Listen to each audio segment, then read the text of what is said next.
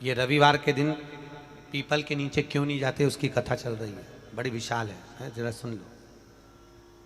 अब निकली है कथा तो अच्छे से सुन लो, तो कम से कम तुम भी तो दूसरों को बता सकती हो। अब भगवान नारायण लक्ष्मी के साथ जैसी पीपल के वृक्ष के नीचे आए, आते से भगवान नारायण ने लक्ष्मी जी से कहा, लक्ष्मी तुम्हारी बहन बैठी है। लक्ष्मी जी ने मिठाई का डब्बा दिया। मिठाई का डब्बा देते ही दरिद्रता ने मिठाई का डब्बा फेंक दिया और फेंक कर बोली, लक्ष्मी तू जानती नहीं है मुझे क्या पसंद है और मेरे लिए तो मिठाई लेकर आई है। लक्ष्मी जी ने कहा, जी मैं जानती हूं तुझे क्या पसंद है, तुझे खट्टा और तीखा पसंद है। क्या पसंद है? खट्टा और तीखा। मैं जानती हूं तुझे खट्टा और तीखा पसंद है, पर मैंने सोचा तेरी शादी हो गई है, शादी होने के बाद तो तुझे मीठा पसंद आएगा। तो इतने में दरिद्रता बोली, अरे लक्ष्मी तूने मेरा अपमान करा है, मेरे लिए मिठाई लेकर आई है, लाना था तो मेरे लिए खट्टा और तीखा लेकर आना था। लक्ष्मी जी बोली, जी मेरे को मीठा पसंद है इसलिए मीठा लिया, तेरे को खट्टा तीखा पसंद है मुझे मालूम नहीं था, नहीं तो मैं लेकर आती, मुझे क्या मालूम था, मिलाती। आज भी हमारे यहां ध्यान देना, बेटी की विदाई में 4 चीजें नहीं दी जाती। कितनी चीज नहीं देते? 4। पहली झाड़ू। क्या? झाड़ू बेटी की विदाई में कभी नहीं देते। दूसरे नंबर पर सुई, बेटी की विदाई में कभी नहीं देते। तीसरे नंबर पर चलनी। क्या बोलते हो? चलनी बोलते हो ना, आटा छानने वाली चलनी, बेटी की विदाई में नहीं दी जाती। चौथे नंबर पर अचार की बरनी, बेटी की विदाई में नहीं दी जाती। बेटी की विदाई में अचार नहीं दिया जाता, खट्टा और तीखा बेटी की। और जिस घर में मायके से बेटी की विदाई में अचार दिया जाता है, उस घर में बेटी कभी सुखी नहीं रह सकती। लिख के रख लेना, उसको कुछ ना कुछ तकलीफ रहेगी। कभी सास, कभी ननन, कभी पति, कभी कोई उसको ताने देता ही रहेगा, वो सुखी नहीं रह सकती। अगर घर में किसी से सुखी रहेगी तो शरीर से सुखी नहीं रहेगी। अगर मायके से अचार बेटी की विदाई में दिया गया है तो। अब कई बेटियों का तो बड़ा शौक रहता है, क्योंकि बेटियों के जो ससुर होते हैं ना, ये लोग बड़े होशियार होते हैं। ये कहते हैं, बेटा तेरी माँ के हाथ का अचार अच्छा लगता है, जरा बनवा के लिया। अब इन मूर्खों को समझाए कौन कि अचार तो खा लोगे पर बापड़ो पचाओगे कैसे? खाना सरल है, पचाना कठिन। नहीं दिया जाता। आपने देखा है दरवाजे के ऊपर दुकान पर नींबू और मिर्ची टंगे रहते हैं। किस किस के यहां देखा है? देखा है किसी ने कि नहीं देखा है? हाथ तो उठाओ, सबने देखा है।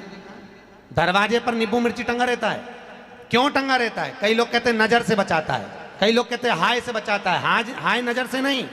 विष्णु पुराण की कथा और शिव महापुराण वर्णन कर रही है, नींबू मिर्ची दरवाजे पर इसलिए टांगा जाता है क्योंकि लक्ष्मी और दरिद्रता, ये दोनों बहनों प्रतिदिन हर एक व्यक्ति के घर में आना चाहती है। लक्ष्मी और दरिद्रता दोनों घूमने निकलती है, रोज निकलती है घूमने के लिए, और रोज सबके घर में आती है, प्रतिदिन आती है। बस अंतर इतना है कि दरवाजे पर नींबू और मिर्ची टांग देने से दरिद्रता अंदर नहीं जाती, बाहर की बाहर खाकर भाग जाती है, और मिठाई फ्रिज में रखी जाती है जिससे लक्ष्मी घर के अंदर पहुंच जाती है। हमारे यहाँ मीठा अंदर रखा जाता है जिससे लक्ष्मी अंदर आए, और नींबू मिर्ची बाहर इसलिए रखा जाता है कि दरिद्रता खाकर बाहर की बाहर चली जाए, हमारे घर में दरिद्रता ना आए, दरिद्रता प्रवेश ना करे। खट्टा और तीखा बाहर। इसलिए महाराज घर में नींबू और मिर्ची इन दोनों को अलग अलग डलिया में रखते हैं। फ्रिज में भी रखेंगे तो नींबू ऊपर रख देंगे तो मिर्ची नीचे रखेंगे, एक साथ नहीं रखते। जिसके घर में फ्रिज में भी अगर नींबू मिर्ची एक साथ में तो उसमें दरिद्रता का निवास। 1 रुपये कमाओगे, 1.25 रुपये खर्च होगा। घर में पैसा कभी नहीं जुड़ सकता अगर नींबू मिर्ची एक ही डलिया के अंदर है तो। एक डलिया के अंदर अगर नींबू मिर्ची है तो तुम कमाते रहो, खर्च होता रहेगा, पैसा जुड़ेगा नहीं, हाथ में रुपया दिखेगा नहीं। कितना भी दुकान पर बैठे रहे, भले 24 घंटे बैठे, पर पैसा नहीं दिखेगा। कमा कर लाएगा, मालूम पड़े 2-3 दिन में वो खर्च हो जाएगा, पर दिखेगा। दोनों को अलग कराया, नींबू अलग हो, मिर्ची अलग हो। दरिद्रता। महाराज दुसा मुनि दुर्वासा जी से पूछते हैं, इसको कहां लेकर जाऊं, मेरी पत्नी को कहां ले जाऊं, ये दरिद्रता जाए तो जाए कहां, इस दरिद्रता को कहां लेकर जाऊं, कहां रखूं इसको। इतने में दुर्वासा जी ने कहा, सुन दुसा मुनि, अपनी पत्नी दरिद्रता को अगर कहीं लेकर जाना है तो जो नारी, जो स्त्री शाम के समय पर चोटी करती हो, झाड़ू लगाती हो, या जो स्त्री दोपहर में सोती हो, उसके घर में इस दरिद्रता को लेके प्रवेश कर जाना। वैसे मुझे उम्मीद है करमाला की माताएं दोपहर में नहीं सोती होंगी, जो दिन में सोती हो, जिसके यहां रात में बर्तन झूठे पड़े रहते हो, जिसके यहां रात्रि में बर्तन झूठे पड़े हो, उसके घर में इसको लेकर प्रवेश कर जाए। प्रवेश दरिद्र। महाराज भगवान विष्णु ने दरिद्रता देवी को देखकर कहा, अरे ओ दरिद्रता देवी, लक्ष्मी जी की बड़ी बहन ज्येष्ठा, आप पीपल के वृक्ष के नीचे बैठी हो, इस पीपल के पेड़ के नीचे हम लक्ष्मी जी के साथ शनिवार के दिन आपसे मिलने के लिए आए हैं। शनिवार के दिन जो पीपल के वृक्ष के नीचे दिया लगाएगा, उसके घर में कभी संपदा की कमी नहीं होगी। सारे दिन पीपल के वृक्ष के नीचे हमारा निवास होगा। इतने में दरिद्रता खड़ी होकर बोली, रे नारायण, तुमने अपने मन की बात कह दी कि 7 दिन तुम्हारे होंगे, ऐसा नहीं हो सकता, इसमें एक दिन मेरा हो। तो भगवान विष्णु ने कहा, कौन सा दिन? दरिद्रता कहती है, रविवार के दिन इस पीपल के पेड़ के नीचे मैं नृत्य करूंगी, और अगर पीपल के वृक्ष के नीचे रविवार के दिन जो परिक्रमा करेगा या पीपल के पेड़ के नीचे आएगा, उसके साथ में उसके घर में प्रवेश करूंगी। इसलिए हमारे हिंदू धर्म में रविवार के दिन पीपल के पेड़ के नीचे नहीं जाया जाता, पीपल की पूजन नहीं करी जाती, पीपल की परिक्रमा नहीं करी जाती। कौन से दिन? जम के बोलो जरा, रविवार। और जिसके यहाँ दीवाल पे पीपल लग जाता है, या कहीं पीपल का पेड़ लग गया अपने दीवाल पर, घर में कहीं पर भी, तो पीपल निकालने का भी नियम है। अगर आप दीवाल में से पीपल निकालोगे तो बार बार काटोगे, बार बार लग जाएगा, फिर काटोगे फिर लग जाएगा, फिर निकालोगे फिर लग जाएगा। दीवाल में पीपल लगता ही रहता है। अगर दीवाल के पीपल को निकालना है तो नींबू और मिर्ची, इन दोनों को 3 घंटे पहले पीपल के पेड़ के नीचे रख दीजिए, और रखने के बाद में फिर पीपल को रविवार के दिन उखाड़ कर कहीं दूसरी जगह लगा दीजिए। उसके बाद कभी दीवाल में पीपल नहीं लगेगा, कभी भी नहीं लगेगा। पर पहले 3 घंटे पहले नींबू मिर्ची अपन को पीपल के पेड़ के नीचे रखना पड़ेगा, तब पीपल निकल। महाराज शंकर की कथा कह रहे, मेना, धन्य और कला, ये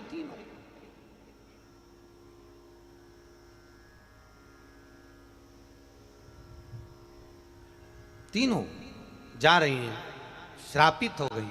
हमारा श्राप है, सनकादि कर रहे हैं, हमारा श्राप है, तुम तीनों के वस्त्र हमें लगे हैं, हम श्राप देते हैं, तुम मृत्यु लोक में जन्म लोगी। तीनों चरणों में पड़ गई, क्षमा करिए, हमसे गलती हो गई। तब तुरंत सनत कुमारों ने कहा, मृत्यु लोक में तुम तीनों जन्मोगी तो सरी, पर एक बात याद रखना, तुम तीनों के गोद में 3 देवियां खेलेंगी जो जगत का कल्याण करेंगी। और मेना की गोद में पार्वती खेली, धन्या सुनैना बनी, जिनकी गोद में सीता जी खेली, कला कीर्ति बनी, जिनकी गोद में राधा जी खेली। ये 3 देवियां। और महाराज माता पार्वती की गोद में, माता मेनावती की गोद में पार्वती जी विराजमान हैं। इतनी देर में देवर्षि नारद का आगमन हो रहा है। इस पत्ती और 2 पत्ती के बीच में जो जगह है, अगर आप इस पत्ती को यहां से स्पर्श कर कर, इस पत्ती को यहां से स्पर्श कर कर शंकर भगवान के शिवलिंग पर अगर आप श्री शिवाय नमस्तुभ्यम कहकर, पंचाक्षर मंत्र नमः शिवाय कहकर, षडाक्षर मंत्र ओम नमः शिवाय कहकर यदि शंकर के शिवलिंग पर समर्पित करते हो तो वो 108 बेलपत्र का काम कर जाती है। पकड़ने का स्थान देखिए,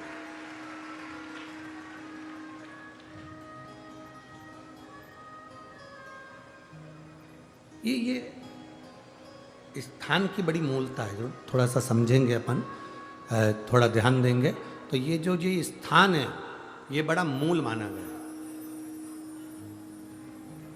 बेलपत्री की बड़ी पत्ती, नीचे की 2 पत्ती, उसके बीच में जो खाली डंडी जो दिख रही है, इसको अगर पकड़कर बेलपत्र समर्पित कर रहे हैं तो 108 बेलपत्र के बराबर हमें फल प्राप्त हो रहा। 108 बेलपत्र।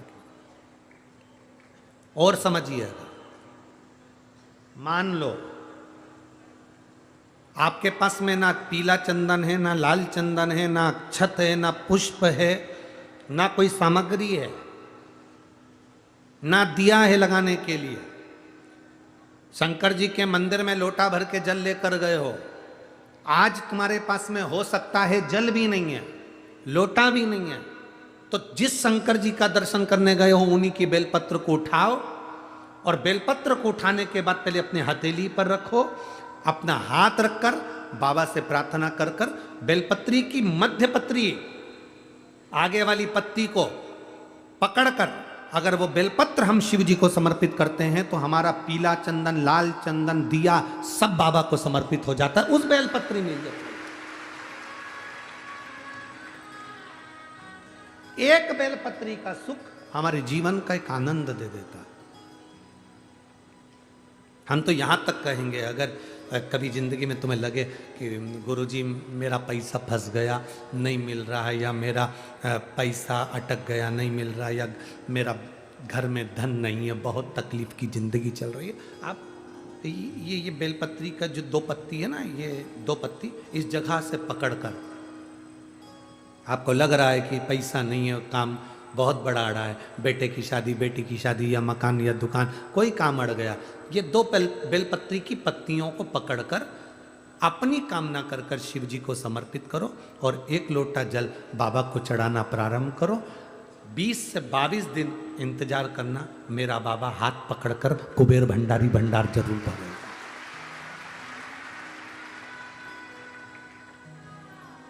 दो पत्ती को पकड़कर, लोग कहते हैं ब्रह्मा विष्णु महेश हैं बेलपत्री में, शिव जी के 3 नेत्र हैं बेलपत्री में, शंकर भगवान के त्रिशूल की 3 कौर है बेलपत्री में। हम कहते हैं अभी थोड़ा आप स्मरण करेंगे, अगर आप शिव महापुराण को अच्छे से पढ़ेंगे तो आपको ज्ञात होगा, कुबेर को धन देने वाले कौन है? बोलते जाओ जरा जमकर, कुबेर भंडारी, कुबेरेश्वर महादेव, मतलब शिव शंकर कुबेर को धन देते हैं। जिस समय पर भगवान विष्णु संपूर्ण विश्व के कल्याण के कार्य करने लगे, कुछ नहीं हाथ में रहा, तब लक्ष्मी से उन्होंने धन लिया। आपने वहां तिरुपति बालाजी की कथा सुनी होगी, लक्ष्मी से धन लिया। लक्ष्मी, इन जीवों के कल्याण के लिए तो मुझे धन दे दे। लक्ष्मी ने धन दिया। एक दिन नारायण ने पूछ लिया लक्ष्मी से, लक्ष्मी मैं नारायण, मेरे पास भी संपदा की कमी नहीं, पर तेरे पास लक्ष्मी इतनी संपदा कहां से आती है? तेरे पास इतनी संपदा कहां से आती है? लक्ष्मी जी कहती हैं, मेरी मां ने, मेरे पिता ने मुझे केवल एक ही बात सिखाई थी, किसी के आगे हाथ नहीं फैलाना है, शंकर की स्तुति करना है। लक्ष्मी जी कहती हैं, जब मुझे जरूरत पड़ती है मैं कुबेर को साथ में लेकर पहुंचती हूं। बेलपत्री की ये बीच वाली पत्ती है शिव, माता लक्ष्मी और कुबेर, उन दोनों के सामने हाथ पसार कर कुबेरेश्वर महादेव से मांग रहे हैं, भगवान शंकर से मांग रहे हैं। लक्ष्मी जी कहती हैं, वो शिव मुझे प्रदान करते हैं दोनों हाथों से, और मैं वो लेकर आती हूं जनमानस के कल्याण की।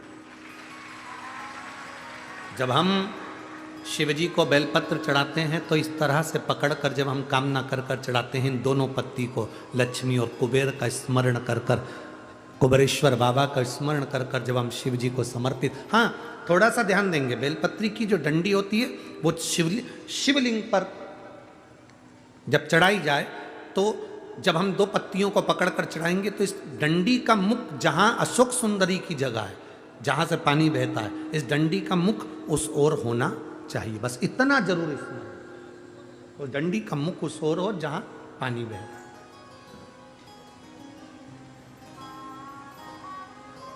जिस जगह से जल बह रहा हुआ उस ओर।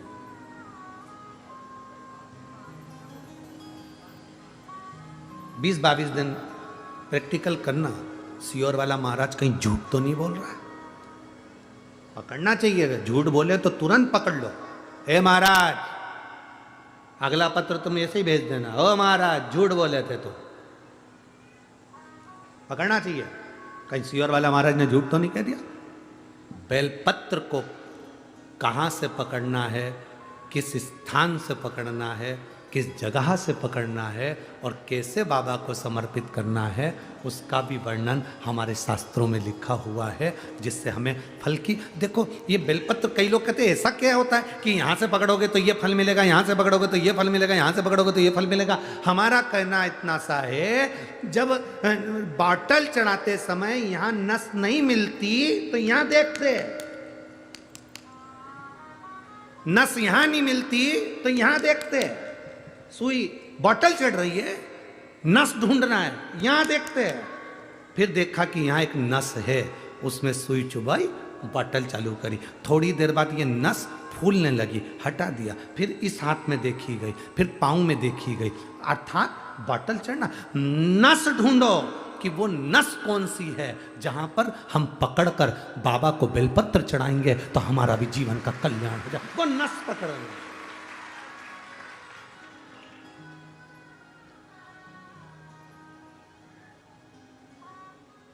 पहले के लोगों क्या भगवान की पूजन नहीं करते थे?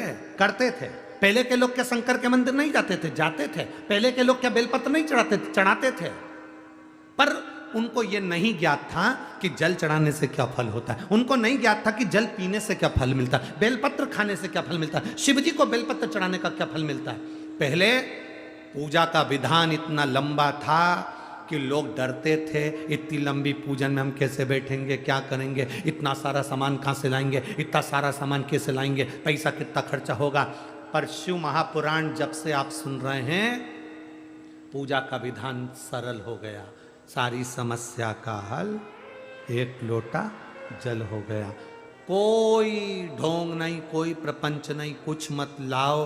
तुम तो दिल से बाबा के पास जाओ और पुकारो। उसके मिलने से ज्यादा जरूरी है उसको पुकारना। पुकारेंगे वो आएगा, निश्चित है।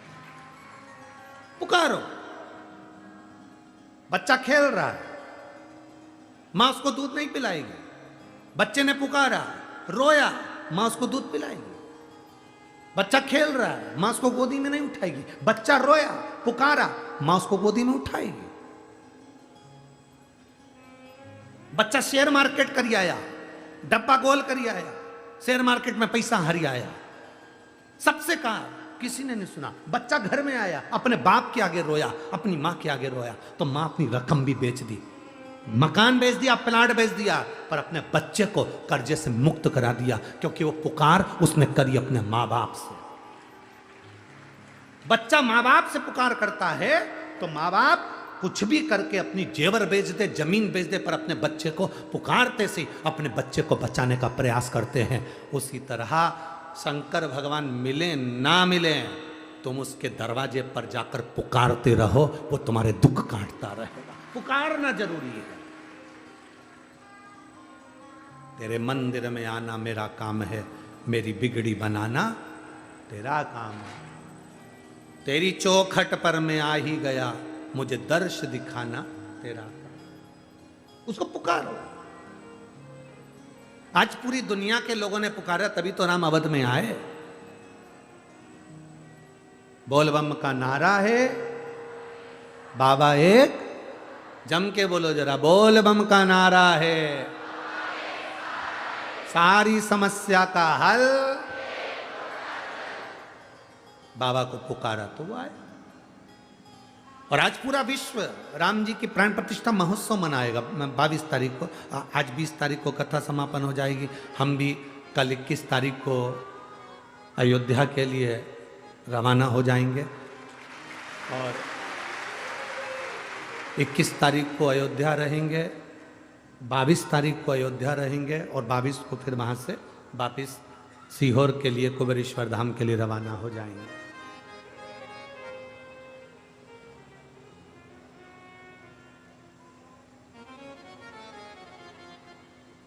अब तुमसे एक निवेदन है, तुम टीवी में न्यूज़ में हमको मत खोजना, तुम राम को खोजना। हम तो हमेशा तुम्हारे साथ में मिल ही जाए। लोगों की आदत रहती है टीवी खोलते से ही खोजते कौन कौन सा महाराजा आया है, वो अपना सीहोर वाला तो दिख ही नहीं दिया। अब इतनी भीड़ में इतने लोगों में हम कहाँ दिखेंगे हैं? तो वो ये मत सोचना कि कहाँ, आप तो राम को खोजना, राम, उस राम को खोजो। अब इतने में हमने कहा तो तुम्हारे मन में आ गया होगा, जाओगे भी कि नहीं? तो हम हमारी फेसबुक से जो समीर को कहेंगे, आशीष को कहेंगे कि फेसबुक, यूट्यूब, गूगल पे हमारे मोबाइल से फ़ोटो खींच के डाल देगा तुमको। पर ये मत सोचना कि जाएंगे ही नहीं हो। हाँ, टीवी पर मत खोजना। अब इतने लोग सब वीआईपी जन रहेंगे, इतना सब वो रहेगा तो अपना तो जाने दो। राम जी का दर्शन होना जरूरी है। मेरे राघव को खोजना, वो तुम्हारे दिल में, तुम्हारी निगाहों में, तुम्हारी श्रवण में, और मेरा राघव आकर दे, उसको खोज, उसको देख। हम भी उसी को खोजने के लिए जा रहे हैं। कितना साल, कितनों की तमन्नाएं चली गई, लोग चले गए, आज मौका मिला है। राम जी अवध में आए हैं। पलक पावड़े बिछाकर खूब आतिशबाजी, खूब लाइटें, झालरें, खूब मिठाइयाँ। सब लोग अपने अपने घर में मिठाई जरूर बनाना, बनाओगे ना? पक्का? ये भी मत कहना कि मेरे मिठाई बनाऊंगी मैं, कोई ये मत सोचना कि गरीब हूं तो धन कहाँ से आएगा, शक्कर कहाँ से आएगी, गुड़ कहाँ से आएगा। तुम संकल्प लेकर जाना कि हाँ मेरे को मिठाई बनाना है, फिर तो व्यवस्था वो करेगा, कहाँ से भेजेगा वो उसके हाथ।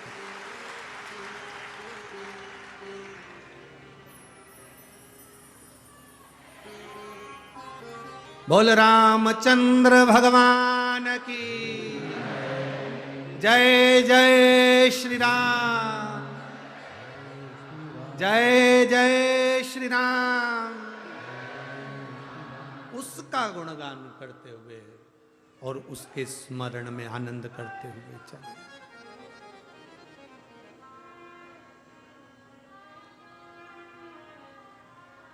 उसका स्मरण करते हुए चले और खूब आनंद मनाओ, खूब खूब। वो कहते ना, एक तरफ लक्ष्मण,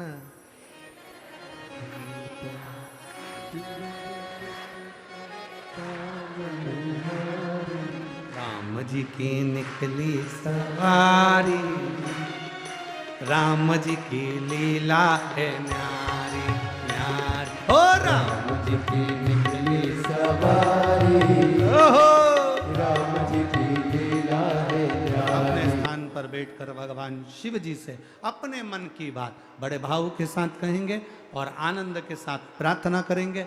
जहाँ जगह मिल जाए वहाँ बैठकर भगवान भोलेनाथ जी से आज कथा के विराम दिवस की प्रार्थना और बड़े भाव के साथ बाबा से निवेदन। जहाँ जगह मिले वहाँ बैठकर दिल से बाबा से कहिए,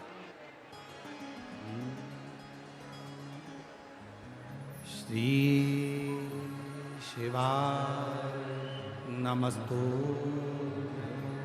श्री शिवाय नमस्तु, श्री शिवाय नमस्तु, श्री शिवाय नमस्तु,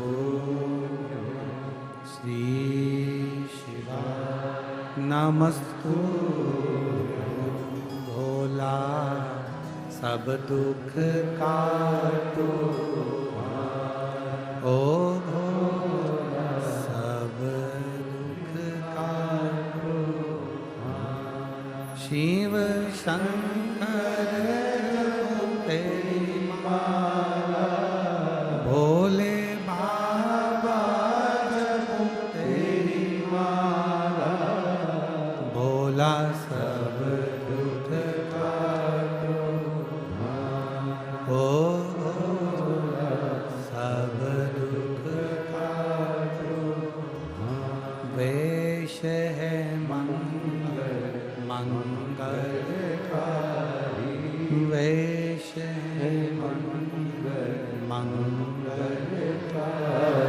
शमशान वासी हमारा, शमशान वासी हमारा, ओ भोला सब दुख काटो, ओ भोला सब दुख काटो।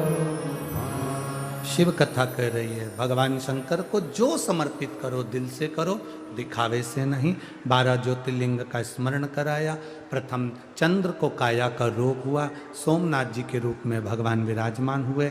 मल्लिकार्जुन के रूप में द्वितीय ज्योतिर्लिंग, कार्तिक बाबा के रुष्ट होने पर उनको मनाने शिव जी पहुँचे, मल्लिकार्जुन के रूप में विराजमान हुए।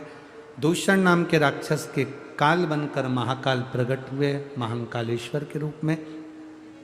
बिंद नामक पर्वत ने तप करा, ओंकारेश्वर बनकर भगवान प्रकट हुए। नर नारायण ने तप करा तो केदारनाथ बनकर प्रकट हुए। कुंभकर्ण की पत्नी करकटी के पुत्र भीम का संहार करा तो भीमा शंकर हो गए। मनु शत्रुपा ने तप करा तो विश्वनाथ बनकर प्रकट हो गए। गौतम बाबा पर गौ हत्या का दोष लगा, त्र्यंबकेश्वर बाबा बनकर प्रकट हो गए। साधारणता की भूमि, ये भारत की भूमि साधारण नहीं, मेरे शिव 12 ज्योतिर्लिंग के रूप में प्रकट हुए। 12 ज्योतिर्लिंग के रूप। इन 12 ज्योतिर्लिंग में कहीं पर भी एक बार अगर आपको कथा श्रवण करने का मौका मिले तो अवश्य सुनो। और हम तो कहेंगे 12 ज्योतिर्लिंग में भी कथा श्रवण करने नहीं पहुंच सके तो एक बार कुबेरेश्वर धाम 12 ज्योतिर्लिंग के बीच में है, वहां बैठकर कथा का रसपान करें, जीवन का एक आनंद होगा। अगला वर्णन आया है वैद्यनाथ। रावण शिव जी को लेकर जा रहा था, बाबा विराजमान हुए वैद्यनाथ जी के रूप में। नागेश्वर का वर्णन आया।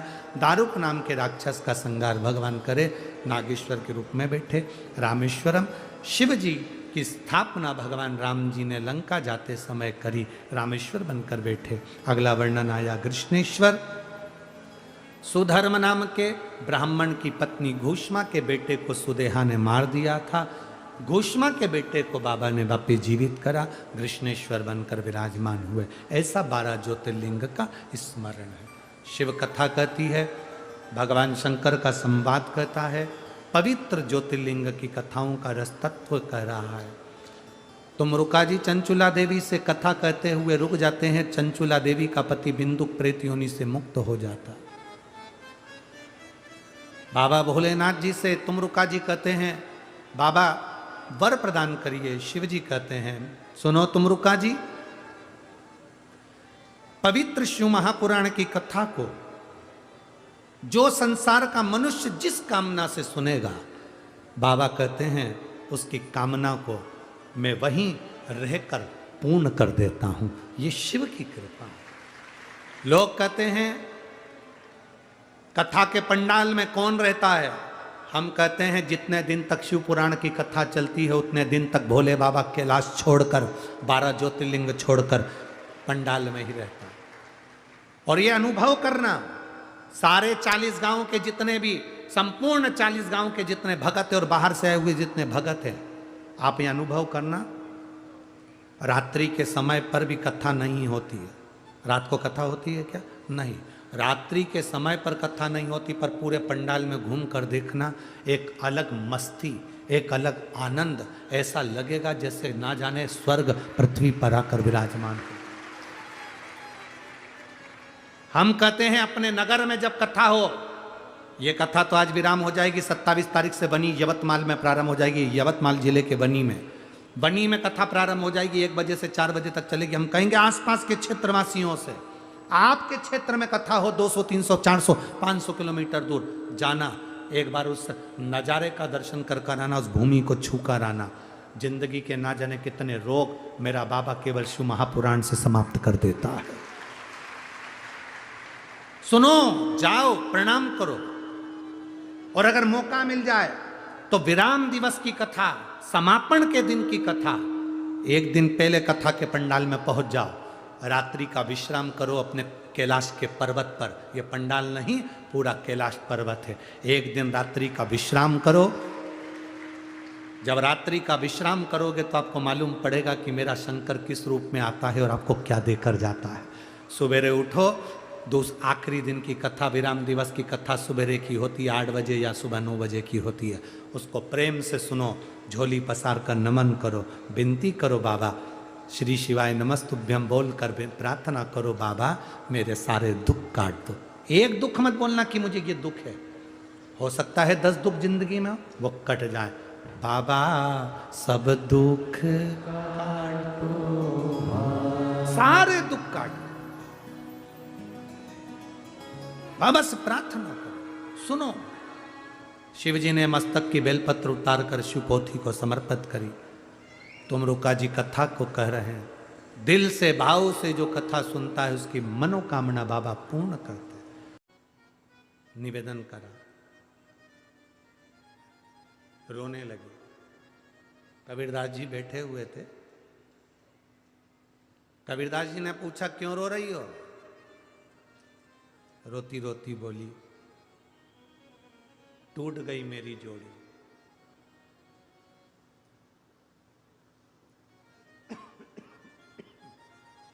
टूट गई मेरी जोड़ी, मेरा पति मर गया। कबीरा टूट गई मेरी जोड़ी। कबीरा कहते हैं तो रोने की क्या जरूरत है? जिन जोड़ी तिन तोड़ी, उसी ने जोड़ी थी और उसी ने तोड़ी, उसमें रोना क्या है? तूने जोड़ी थी, जोड़ी किसने थी? उसने। तो तोड़ी किसने? उसने। क्यों तोड़ी ये उसको मालूम होगा। कितनी श्वास कितनी किस व्यक्ति के लिए आई है ये उसको मालूम है। पत्रिका देखने वाला ज्योतिषी पत्रिका देख सकता है। ये कोरोना में कितने सारे मरे, इनने भी तो कभी पत्रिका दिखाई होगी, इनने भी तो ज्योतिषी को बताया होगा, सबने कहा होगा तुम्हारी उम्र बहुत है, बढ़िया रहोगे, राशि ठाट करोगे, ऐसा करोगे, वैसा करोगे, सारी गुण मिलाए, सारी पत्रिका दिखाई, उसके बाद मालूम पड़ा कोरोना हो गया, निपट के चले गया, फिर पत्रिका क्या काम करे? जितनी किस्मत में श्वासें लिखी है, जितनी भाग्य में श्वासें लिखी है, वो उसको मालूम है। जिन जोड़ी तिन तोड़ी, तू क्यों रोती है? तूने जोड़ी। रास्ते में चलते चलते मिल गया, बातचीत हुई, प्रेम बढ़ा, स्नेह बढ़ा, संबंध हो गया, शादी हो गई, उसने जोड़ी और उसको नहीं लगा तो उसने तोड़ी। पंडित जी आए, उन्होंने बताया रास्ता अच्छा है, कर लो। रिश्तेदार ने बताया, मामा जी बोले लड़की के लिए अच्छा रिश्ता है, कर लो। फूफा जी ने कह दिया अच्छा रिश्ता है, कर लो। कर लिया, उसने जोड़ी। अब किस्मत में क्या लिखा था? तोड़ी। वो उसके हाथ में। जन्म, मरण और परण, शादी कब होगी, किससे होगी, ये वो जानता है, उसको मालूम है। और ये तुम सबको भी मालूम है। तुम्हारे लिए कितने लड़कों के फोटो आए, तुम्हारे लिए कितनी लड़कियों की फोटो आई, ईमानदारी से बोलना, तुम्हारी किस्मत में यही भेरू लिखा था। और तुम्हारे लिए कितनी लड़कियों के फोटो आए, एक से बढ़कर एक लड़की के फोटो आए, इतनी देखी, इतनी देखी, इतनी देखी। कभी 40 गांव देखी, कभी जलगांव देखी, कभी नासिक देखी, कभी धुलिया देखी, मालेगांव देखी, पूरा खान गांव, पूरा सब दूर देख लिया, खानदेश पूरा खनगाल लिया, सब दूर देखी। और तुम्हारी किस्मत में यही चंद्र घंटा लिखी थी। विचार करो, उसने जोड़ा था रिश्ता, उसने जोड़ा था, इसलिए ये मिली। तो जन्म डॉक्टर ने कह दिया नहीं होगा, मत करो, नहीं होगा, हुआ। मरण किसी ने कह दिया था कि इसको घर ले जाओ, अंतिम सांसें चल रही है, देखा, यहीं देखा इसी व्यासपीठ पे। कपड़ा उड़ा दिया सफेद, बॉडी दे दी ले जाओ, और मालूम पड़े प्राण आ गए। जन्म, मरण, परण भगवान शिव के हाथ में है, शिव के हाथ।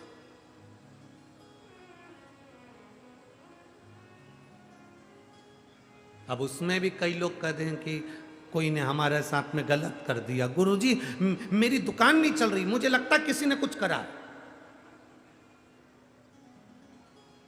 मेरा गर्भ नहीं ठहर रहा, किसी ने कुछ कर दिया, मैं बीमार रहती हूं, किसी ने कुछ कर दिया। किसी ने कुछ नहीं करा, तुम्हारे मन ने सब कुछ कर दिया। अपने मन को अच्छा बनाओ, किसी की सामर्थ्यता नहीं है कि तुम्हारा बुरा कर सके। इतना बोल्ड बनो कि किसी की सामर्थ्यता नहीं कि तेरी दुकान का बुरा कर दे या तेरा बुरा कर दे। जो शंकर जी को 1 लोटा जल चढ़ाता है उसके संग काल अधिपति स्वयं चलता है। किसकी सामर्थ्यता, कौन डालेगा?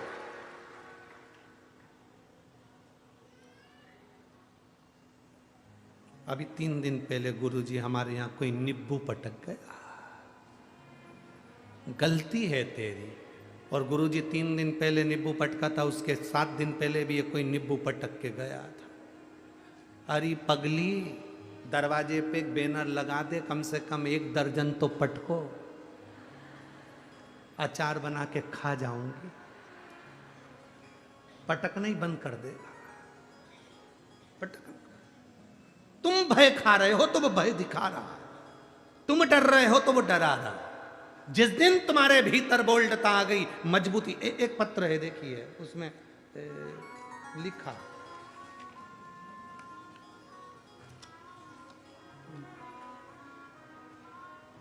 मेरा नाम मनीषा अशोक चौधरी है, मेरे पति का नाम अशोक यादव चौधरी है, मैं बरखेड़ी तहसील पाचोरा जिला जलगांव की रहने वाली हूँ। मेरा मोबाइल नंबर ये, कहीं बैठी हैं क्या?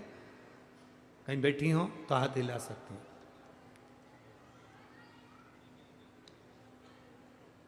मनीषा अशोक चौधरी, पति का नाम अशोक यादव चौधरी, मैं बरखेड़ी तहसील पाचोरा जिला जलगांव की रहने वाली हूँ। मेरा मोबाइल नंबर ये है। गुरुजी, मैं बाबा की महिमा का क्या वर्णन करूं। 3 जनवरी 2024 को रात को 10 बजे हमारे घर में बड़े बेटे को के यहाँ पर उसकी बहू के यहाँ पुत्र रत्न की प्राप्ति हुई और डिलीवरी होने के बाद बच्चा रोया नहीं आधे घंटे तक, बच्चे की श्वास नहीं चली आधे घंटे तक।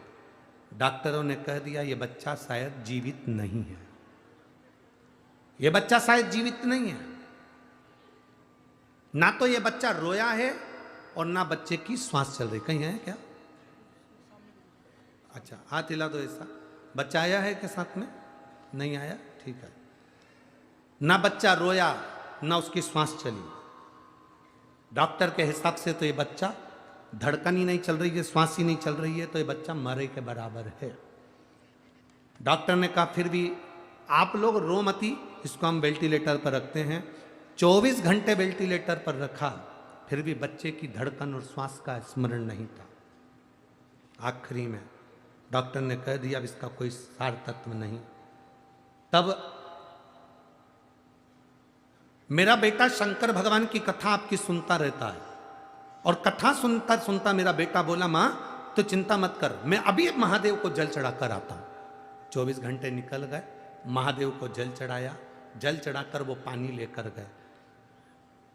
बच्चे को वेंटिलेटर पर रखा था तो छूने नहीं दे रहे थे, पेटी में ऐसा बंद था। पानी हमने सिस्टर को दिया और कहा ये उसके शरीर पर लगा दो। सिस्टर ने कहा कैसे बेवकूफ हो,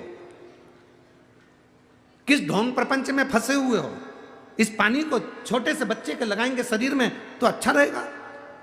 मैडम एक बार तो इस बच्चे के शरीर में तुम ये जल लगाओ, मेरा विश्वास करता है। मैंने वो सीहोर वाले महाराज की कथा सुनी है, वो व्यासपीठ से कहता है शंकर का चला हुआ जल औषधि का काम करता है, आप ले तो जाओ। सिस्टर को हमने पानी दिया, पानी लेकर सिस्टर अंदर गई, कपड़े भींगा हुआ कपड़ा ले जाकर उस बच्चे को लगाया और 15 मिनट बाद बच्चे ने किलकारी भरना प्रारंभ करी और रोना प्रारंभ करा। किलकारी भरना प्रारंभ करी, रोना प्रारंभ करा और बाबा की कृपा से मेरा बच्चा 24 घंटे तक ना रोया, ना धड़कन थी, ना श्वास थी और बाबा की कृपा से अब मेरा बेटा ठीक है। बाबा का मैं फोटो लगा रही हूँ मेरे बच्चे का, जब वो वेंटिलेटर पर था उस समय का और जब मेरा बच्चा ठीक हो गया उस समय का फोटो। अब ठीक है बाबू, हाथ हिला दो एक बार। श्री शिवाय नमस्तुभ्यं। ये फोटो एक वेंटिलेटर पर पड़े हुए बच्चे का और एक बच्चा जब ठीक हो गया उस समय का। बैठिए बहन। श्री शिवाय नमस्ते। शिव तत्व है। आपका चढ़ाया गया जल किस समय काम आएगा यह आपको बाद में मालूम पड़ेगा। आपकी सुनी हुई कथा 40 गांवों में जितने लोग कथा सुन रहे हैं इस मंडप में बैठकर, मंडप के बाहर बैठकर, आस्था चैनल पर, फेसबुक, यूट्यूब पर जितने लोग कथा सुन रहे हैं, लिख कर रखना, अगर दिल से सुनी है बाबा की कथा तो 3 महीने भी नहीं 15 दिन में रिजल्ट तुम्हारे सामने लाकर रख देगा। दिल से अगर सुनी।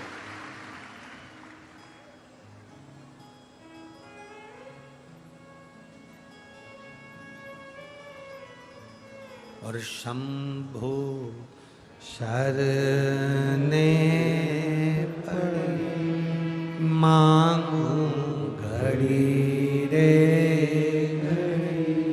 दुख काटो दया करी ने दर्शन शंभो शरणे पड़े मांगू घड़ी रे दुख काटो दया करी दर्शन। आपका चढ़ाया गया जल कब काम आएगा? अशोक सुंदरी का जन्म संसार के उद्धार के लिए हुआ। भगवान किसी को भी व्यर्थ पैदा नहीं करता। आपको, हमको संसार में अगर भगवान ने जन्म दिया है तो आप डायमंड हीरा हो, कोई साधारण कंकर या पत्थर नहीं हो। केवल आपको पहचानने वाला जोहरी चाहिए। आपको पहचानने वाला जोहरी चाहिए। एक वो लाइन गाते हैं ना, ऐसो कोई नहीं रे या हीरा को परखियो राम, कोई नहीं, हीरा का परखदार कोई नहीं। यशोदा जी के दरवाजे पर शंकर भगवान आए थे भगवान कृष्ण का दर्शन करने के लिए। शंकर जी को यशोदा पहचान पाई थी क्या? जोगी आया, भोगी आया, ढोंगी आया रे। क्या बोली यशोदा जी? योगी आया, भोगी आया, ढोंगी आया रे, और गुरु आया गांव में तो कोई नहीं रे, ऐसो कोई नहीं रे, या हीरा को परखियो राम, कोई नहीं। कौन परखदा? गांव में अगर कोई भोगी आ जाए, जोगी आ जाए तो लोग उसको संत साधु समझते हैं, और गांव में अगर भगवान आ जाए तो उसको लोग ढोंगी समझते हैं। ये दुनिया की रीति है, पहचान नहीं पाते। कई लोग पत्र में हमको ही लिख के भेज देते हैं, गुरु जी हम तुम पर भरोसा बिल्कुल नहीं करते थे, टीवी पे से ढेर सारे मारा जाते हैं, हम तो समझते थे कि तुम भी ऐसे ही हो।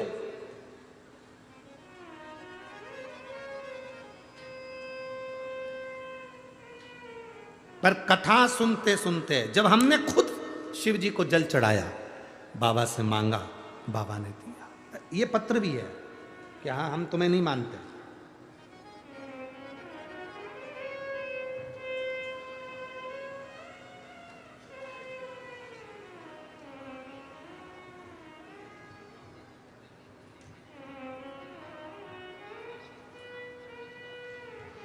मैं माधवी नरेंद्र सिंह राजपूत, तहसील 40 गांव की रहने वाली हूँ। कहीं बैठी हैं आप ही हैं? श्री शिवाय नमस्ते प्रणाम। पत्र में लिखा है, मेरी गलती को क्षमा करिएगा। संगत की वजह से मेरे यहाँ पर 10 से 12 लाख का कर्जा हो गया था। मेरा परिवार पूरा मानसिक टेंशन में था। इतनी चिंता पूछो मत। हमारे पास में खत्ती चाची, उनका नाम खत्ती चाची है, हाँ, खत्ती चाची रहती हैं। उन्होंने कहा कि तू टीवी पर कथा सुनाकर, सियोर वाला महाराज बोलता है उसको सुनकर कुछ बता दे तो वो कर लेना। मैंने अपनी चाची से कहा, चाची ऐसा ढेर सारा महाराज कथा बाँचता है, अगर सबका कहना होने लगे तो हो गया कल्याण भारत का। विश्वास नहीं हुआ। खत्ती चाची फिर बोली, तो सुन तो सही, 10 से 12 लाख का कर्जा है तो सुन तो। हमने कथा सुनना प्रारंभ करा, शिव जी के मंदिर जाना प्रारंभ करा, 1 लोटा जल बाबा को चढ़ाना प्रारंभ करा। और गुरुदेव, मैं बाबा का क्या गुणगान करूं। 2022 में 1 रुपया भी नहीं था हमारे पास में, और बाबा ने ऐसा साथ निभाया कि 2023 का नवंबर दिसंबर का महीना आया और 10 से 12 लाख रुपए का कर्जा बाबा ने चुकवाया। मैं बाबा को यहाँ प्रणाम करूँगा। मैं मानती नहीं थी, ऐसे ढेर महाराज आते हैं टीवी पर मुझे नहीं मालूम था कि शिव पुराण है और कथा कहे सो शंकर का ही गुणगान है। स्वयं शिव ही कहने वाला और शंकर ही बाचने वाला है। मैं नमन करती हूँ। बैठो बहन, हर हर महादेव। बैठिए। आज बहुत खुश हूँ। भाऊ साहब को मैं बहुत बहुत धन्यवाद देना चाहती हूँ, पाटिल जी को और उनकी धर्म पत्नी जी को, जिन्होंने 40 गांव में ये शिव पुराण की कथा करवाकर हमको एनर्जी दी है, बल दिया। मैं धन्य हूँ। शिव तत्व है और घड़ी है शंभु।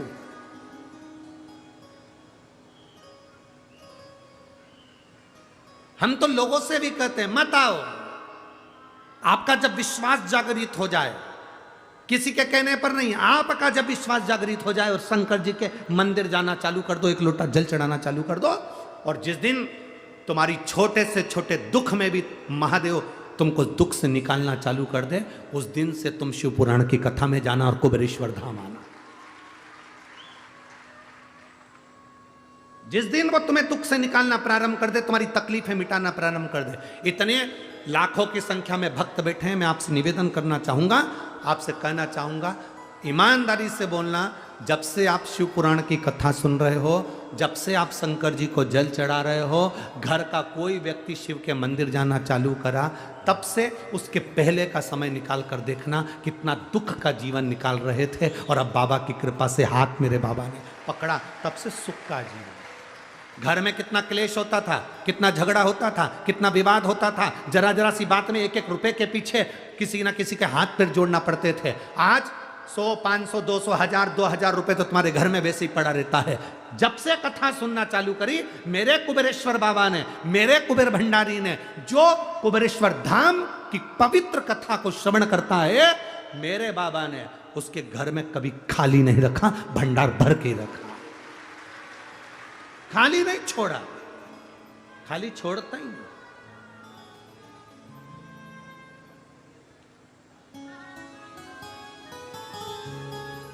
और खाली ना जाता कोई दर से तुम्हारे, खाली ना जाता कोई दर से तुम्हारे, मैं भी खड़ी हूँ नन्ही बाएं पसारे, अपने हृदय से लगा लो,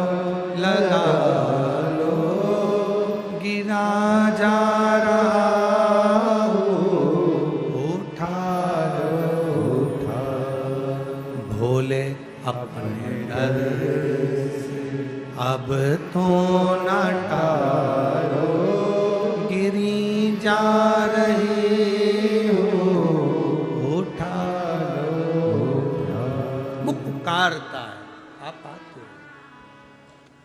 और तेरे डमरू की धुन सुन के मैं काशी नगरी आई हूँ, तेरे डमरू की धुन सुन के मैं काशी नगरी आई हूँ।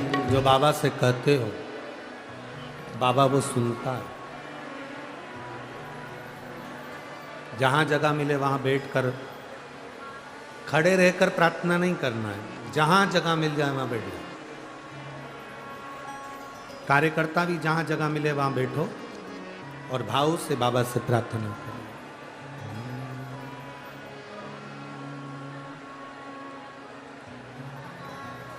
श्री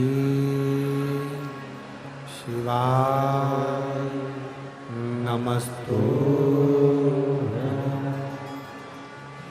श्री शिवाय नमस्तु। श्री शिवाय नमस्तु।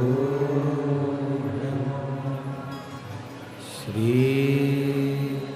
शिवाय नमस्तु।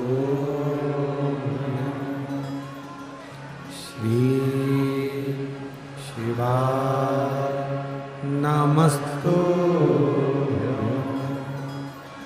भोला सब दुख काटो।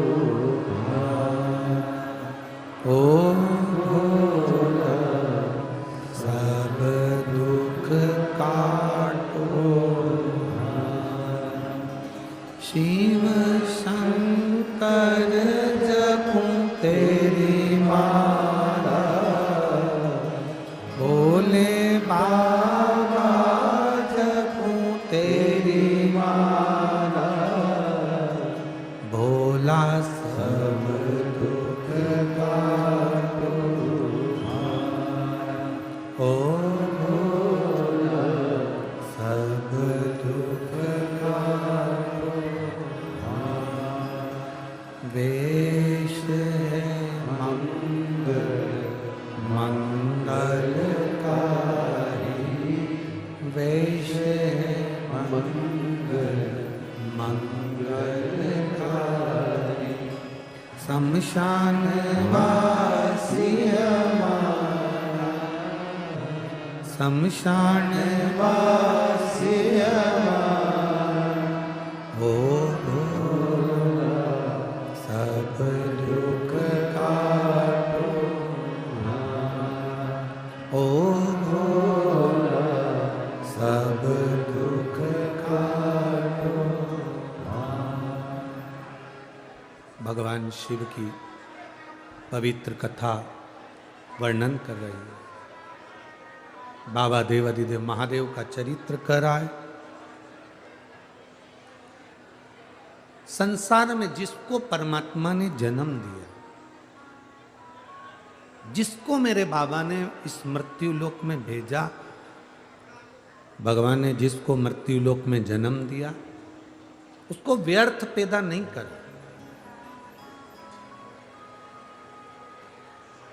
आप जितने कथा के मंडप में बैठे हैं, जितने टीवी के सामने बैठे हैं, जितने मोबाइल पर कथा सुन रहे हैं, कथा के पंडाल के बाहर जितने बैठे हैं, टेंट के बाहर जितने लोग बैठे हैं, बाबा ने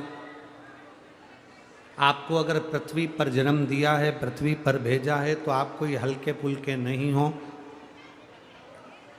भगवान देवाधिदेव महादेव के आप प्रिय हो, इसलिए बाबा ने आपको पृथ्वी पर जन्म दिया। और एक ना एक दिन बाबा आपको अच्छा बनाएगा ही और कुछ ना कुछ अच्छा देगा।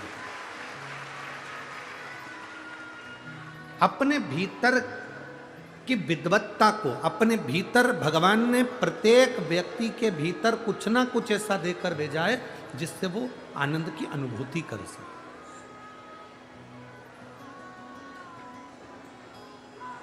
देखिए, आज कथा का विराम दिवस है। दिल से सुनो कथा। जहाँ जगह मिल जाए वहाँ बैठकर सुनो। वो देखो सामने लोग 3 मंजिल ऊपर पानी की टंकी पर चढ़कर कथा सुन रहा है। मेरा आस्था चैनल वालों से निवेदन है, यहाँ से दिखेगा, उधर से सामने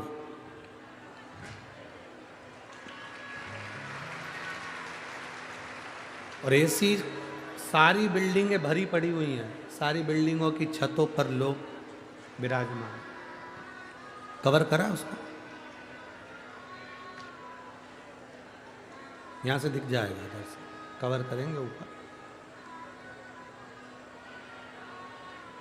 शिव कथा कर रहे हैं।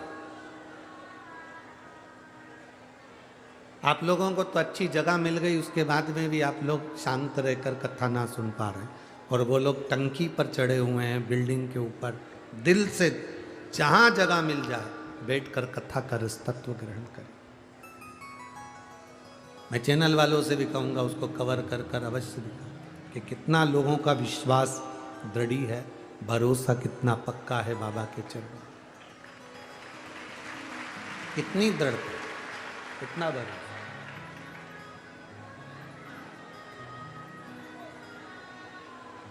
शिव कथा कह रही, भगवान शंकर का संवाद कर रहा।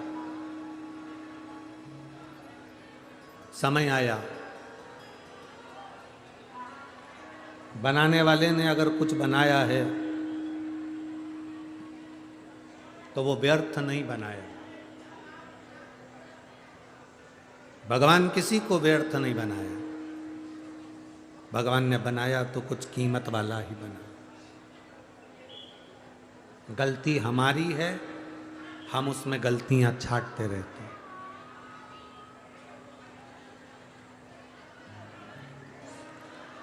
मंथन किया,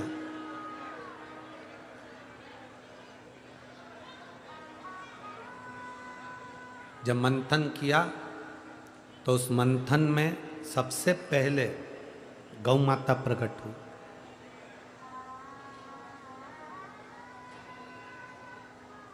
उस मंथन में सबसे पहले गौ माता निकली।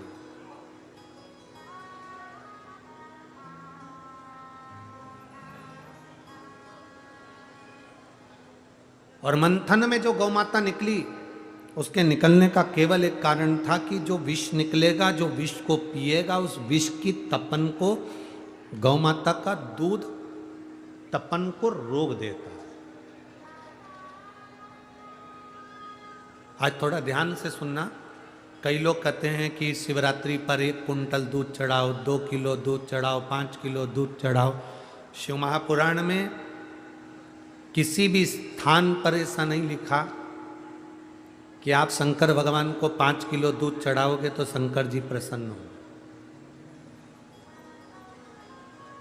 मेरी जीजियों, मेरे जीजाओं, मेरी बेटियों, बेटाओं, मेरी माताओं, मेरे भाई, स्मरण करिएगा, पूरी शिव महापुराण में 24,000 श्लोक में कहीं पर नहीं लिखा कि तुम 5 किलो दूध चढ़ाओगे तो शंकर जी प्रसन्न होंगे, 10 किलो दूध चढ़ाओगे तो प्रसन्न होंगे। इतना जरूर लिखा है, शंकर भगवान ने विष पिया था और विष की तपन को शांत करने के लिए गाय का दूध शंकर जब भगवान पर चढ़ाया गया था, जिससे गौ माता के दूध से विष की तपन कम हो जाए। विष की तपन कम हो जाए, उसके लिए दूध समर्पित है। और बहुत अच्छे से समझिएगा,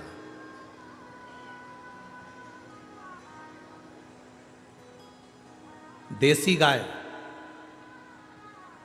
भारतीय गाय का अगर छोटी वाली चम्मच से आधी चम्मच भी दूध तुमको मिल जाए, और उतना दूध भी अगर तुम शिव जी को समर्पित कर रहे हो, तो भगवान के लिए तुम बहुत कुछ कर रहे हो, समझ कर।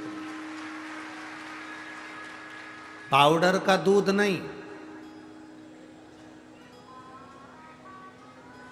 जर्सी का दूध नहीं, देसी गाय का अगर आधे से आधा चम्मच 2 बूंद दूध भी शिव जी को समर्पित कर कर आप जल चढ़ा रहे हो, तो समझ लो कि आपने दूध से बाबा का अभिषेक कर दिया। नकली दूध लाकर भगवान का अभिषेक करते हो तो वो श्रेष्ठता नहीं, उसमें आनंद नहीं।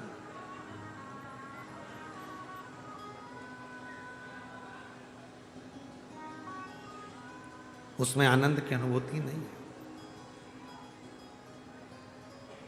देसी गाय का आधी चम्मच दूध भी सुख देता है, आधी चम्मच। बहुत सारा भगवान को नहीं चाहिए। शिव महापुराण में यह भी कहीं नहीं लिखा कि तुम भगवान को 108 या 1008 या 1008 बेलपत्र समर्पित करोगे तो शिव जी प्रसन्न हो जाएंगे। शिव महापुराण की कथा तो यहां तक कहती है एक बेलपत्र की पत्ती को आप अगर बीच में से, ये एक बड़ी पत्ती, उसके बीच में दो पत्ती और दो पत्ती के बीच में जो गैप है, बीच पत्ती में, इस पत्ती और दो पत्ती के बीच में जो जगह है, अगर आप इस पत्ती को यहां से स्पर्श कर कर, इस पत्ती को यहां से स्पर्श कर कर शंकर भगवान के शिवलिंग पर अगर आप श्री शिवाय नमस्तुभ्यम कहकर, पंचाक्षर मंत्र नमः शिवाय कहकर, षडाक्षर मंत्र ओम नमः शिवाय कहकर यदि शंकर के शिवलिंग पर समर्पित करते हो तो वो 108 बेलपत्र का काम कर जाती है। पकड़ने का स्थान देखिए,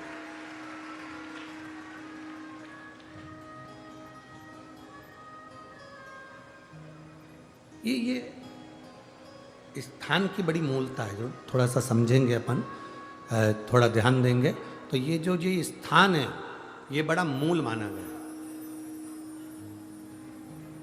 बेलपत्री की बड़ी पत्ती, नीचे की दो पत्ती, उसके बीच में जो खाली डंडी जो दिख रही है, इसको अगर पकड़कर बेलपत्र समर्पित कर रहे हैं तो 108 बेलपत्र के बराबर हमें फल प्राप्त हो रहा, 108 बेलपत्र। और समझिएगा, मान लो आपके पास में ना पीला चंदन है, ना लाल चंदन है, ना अक्षत है, ना पुष्प है, ना कोई सामग्री है, ना दिया है लगाने के लिए।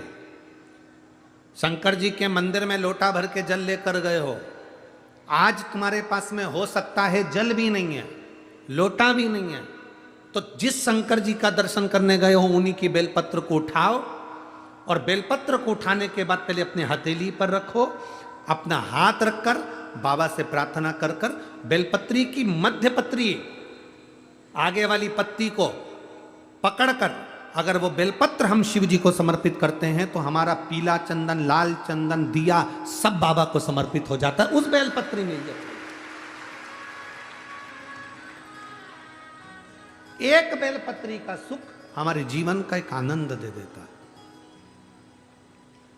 हम तो यहां तक कहेंगे, अगर कभी जिंदगी में तुम्हें लगे कि गुरुजी मेरा पैसा फंस गया नहीं मिल रहा है, या मेरा पैसा अटक गया नहीं मिल रहा है, या मेरा घर में धन नहीं है, बहुत तकलीफ की ज़िंदगी चल रही है, आप ये बेलपत्री का जो दो पत्ती है ना, ये दो पत्ती इस जगह से पकड़कर, आपको लग रहा है कि पैसा नहीं है, काम बहुत बड़ा अड़ा है, बेटे की शादी, बेटी की शादी, या मकान या दुकान, कोई काम अड़ गया, ये दो बेलपत्री की पत्तियों को पकड़कर अपनी कामना कर कर शिव जी को समर्पित करो और एक लोटा जल बाबा को चढ़ाना प्रारंभ करो।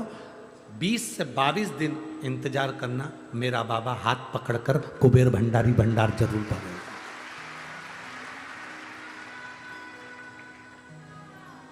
दो पत्ती को पकड़कर,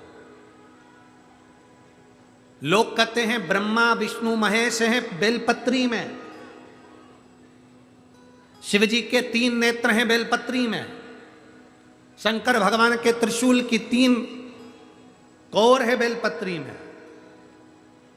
हम कहते हैं अभी थोड़ा आप स्मरण करेंगे, अगर आप शिव महापुराण को अच्छे से पढ़ेंगे तो आपको ज्ञात होगा, कुबेर को धन देने वाले कौन है? बोलते जाओ जरा जमकर, कुबेर भंडारी, कुबेरेश्वर महादेव, मतलब शिव शंकर कुबेर को धन देते हैं। जिस समय पर भगवान विष्णु संपूर्ण विश्व के कल्याण के कार्य करने लगे, कुछ नहीं हाथ में रहा, तब लक्ष्मी से उन्होंने धन लिया। आपने वहां तिरुपति बालाजी की कथा सुनी होगी, लक्ष्मी से धन लिया। लक्ष्मी, इन जीवों के कल्याण के लिए तो मुझे धन दे दे। लक्ष्मी ने धन दिया। एक दिन नारायण ने पूछ लिया लक्ष्मी से, लक्ष्मी मैं नारायण, मेरे पास भी संपदा की कमी नहीं, पर तेरे पास लक्ष्मी इतनी संपदा कहां से आती है? तेरे पास इतनी संपदा कहां से आती है? लक्ष्मी जी कहती हैं, मेरी मां ने, मेरे पिता ने मुझे केवल एक ही बात सिखाई थी, किसी के आगे हाथ नहीं फैलाना है, शंकर की स्तुति करना है। लक्ष्मी जी कहती हैं, जब मुझे जरूरत पड़ती है मैं कुबेर को साथ में लेकर पहुंचती हूं। बेलपत्री की ये बीच वाली पत्ती है शिव, माता लक्ष्मी और कुबेर उन दोनों के सामने हाथ पसार कर कुबेरेश्वर महादेव से मांग रहे हैं, भगवान शंकर से मांग रहे हैं। लक्ष्मी जी कहती हैं वो शिव मुझे प्रदान करते हैं दोनों हाथों से और मैं वो लेकर आती हूं जनमानस के कल्याण की।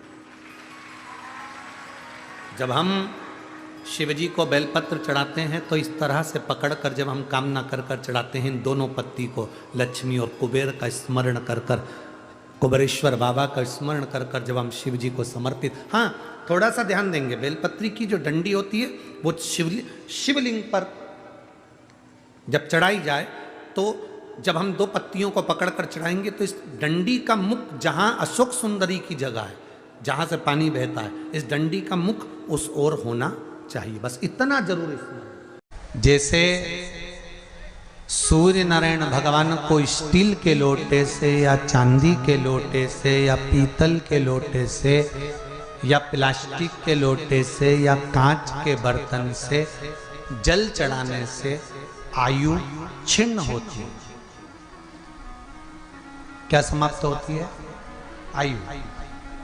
और सूर्य नारायण भगवान को अगर तांबे के लोटे से जल दिया जाता है तो आयु की वृद्धि होती है, और दिन भर में अगर कोई काम अटकने वाला है तो वो काम का रास्ता खुल जाता है और शरीर की बीमारी समाप्त हो जाती है। शरीर की बीमारी समाप्त हो जाती है।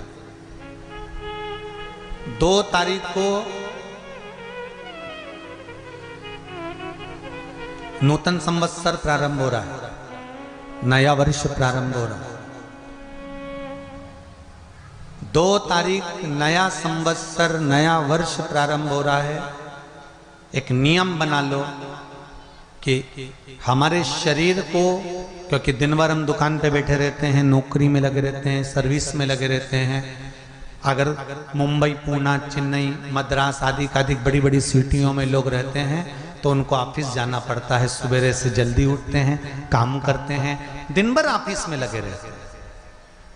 व्यापार करने वाला व्यक्ति व्यापार करता रहता है, नौकरी करने वाला व्यक्ति नौकरी करता रहता है, धंधा करने वाला व्यक्ति धंधा करता रहता है, ठेला चलाने वाला, गाड़ी चलाने वाला गाड़ी चलाता रहता है। घर की माताओं को एक नियम नए संवत्सर से चालू कर देना चाहिए। क्या नियम? क्योंकि जान है तो जहान है। बोलो सही है कि गलत है? शरीर में रोग आ गया, बीमारी आ गई और तुमने 5 लाख रुपए महीना भी कमाया, मान लो, एक सरल भाषा में समझ लो, 5 लाख रुपए महीना तुम कमा रहे हो, 4 लाख रुपए महीना तुम कमा रहे हो, और शरीर में बीमारी आ गई। अब वो 5 लाख रुपए तुम्हारे कमाए हुए किसी काम के हैं क्या? हॉस्पिटल में जाओगे, दवाई में, गोली में, जांचों में वो समाप्त होते चले जाएगा। तुमने कमाया किसके लिए था? अपने बच्चों के लिए। मेहनत किसके लिए करी? अपने बच्चों के लिए। परिश्रम किसके लिए करा? आगे बढ़ने के लिए। और मालूम पड़ा कि तुम बीमार पड़ गए, जितना तुमने कमा कर जोड़ा था वो सब तुम्हारी बीमारी में लग गया। तो ऐसा कमाना कोई फायदे का है क्या? कमाओ, दिल से कमाओ, जितनी तुम्हारी कैपेसिटी है उससे दुगना कमाओ, पर उसके साथ एक काम चालू करो कि तुम अंतिम क्षण तक, जब मौत तुम्हारे दरवाजे पर आए, तुम्हारी उम्र जब पूरी हो, तब तक भी तुम बीमार नहीं पड़ो। उसके लिए एक काम चालू कर दो कि नए साल से हमें तांबे के लोटे में पानी भरना है, सिर से 8 इंच ऊपर रखना है, सूर्य को अर्घ देना है, और जो पानी नीचे गिरेगा उस पानी में से सूर्य का दर्शन करना है। वो पानी जब हमारे शरीर के इस हृदय रेखा के सम्मुख से, इस कपाल रेखा के बीच में से, मध्य से उस पानी की धार जब सूर्य की किरण देगा तो हमारे शरीर में कोई बड़ी बीमारी, ना कैंसर, ना लीवर, ना किडनी, कोई अटैक पटैक आ ही नहीं सकती। मेरा बच्चों से भी निवेदन है कि आप अपने पापा से कहो, आप अपनी मम्मी से कहो, और बड़ों से निवेदन है वो अपने बच्चों से कहो। बुजुर्ग बुजुर्ग माताओं से निवेदन है, अगर आप अपने बच्चों को सुखी देखना चाहती हो, बीमारी में पैसा नहीं लगाना चाहती, आप अपने बच्चों को अंत समय अपनी आंखों से उसको तड़पता हुआ नहीं मरना देखना चाहती, तो सूर्य को अर्घ देना चालू कर दो।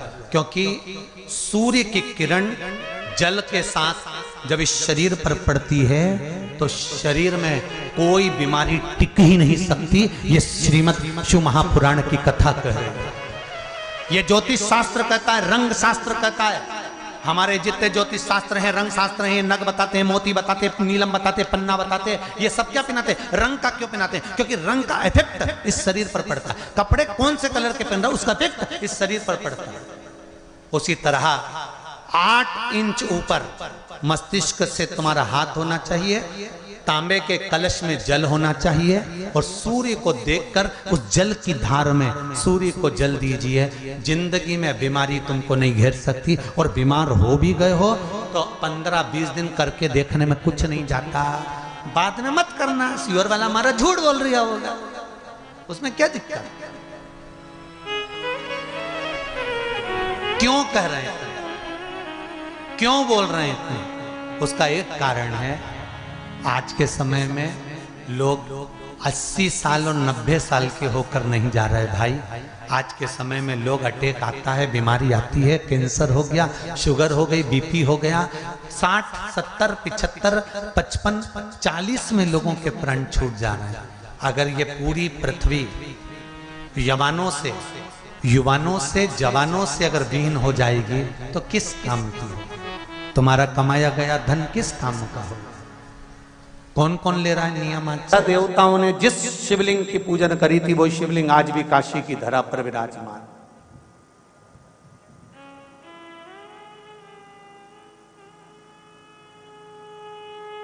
राहुईश्वर, केतुश्वर, ऐसे शिव मंदिर, ऐसे शंकर का शिवलिंग आज भी काशी में विराजमान।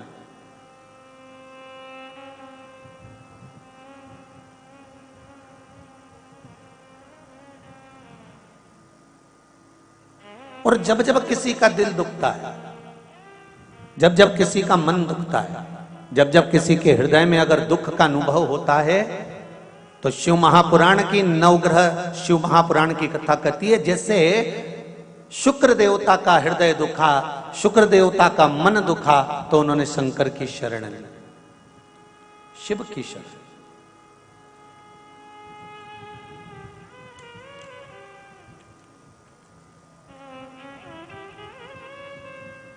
जब हृदय दुखा तब शंकर की शरण में चलेगा, जब हृदय चित्त में दुख हुआ तब शिव की शरण चलेगा। महाराज,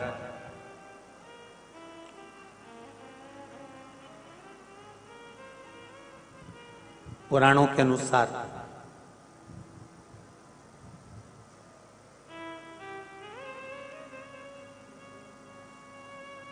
भृगु ऋषि के पुत्र थे जिनका नाम था कवि।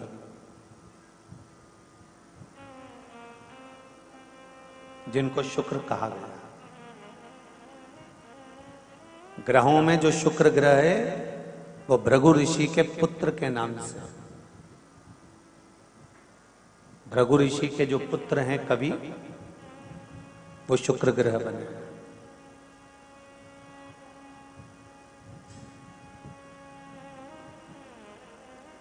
जब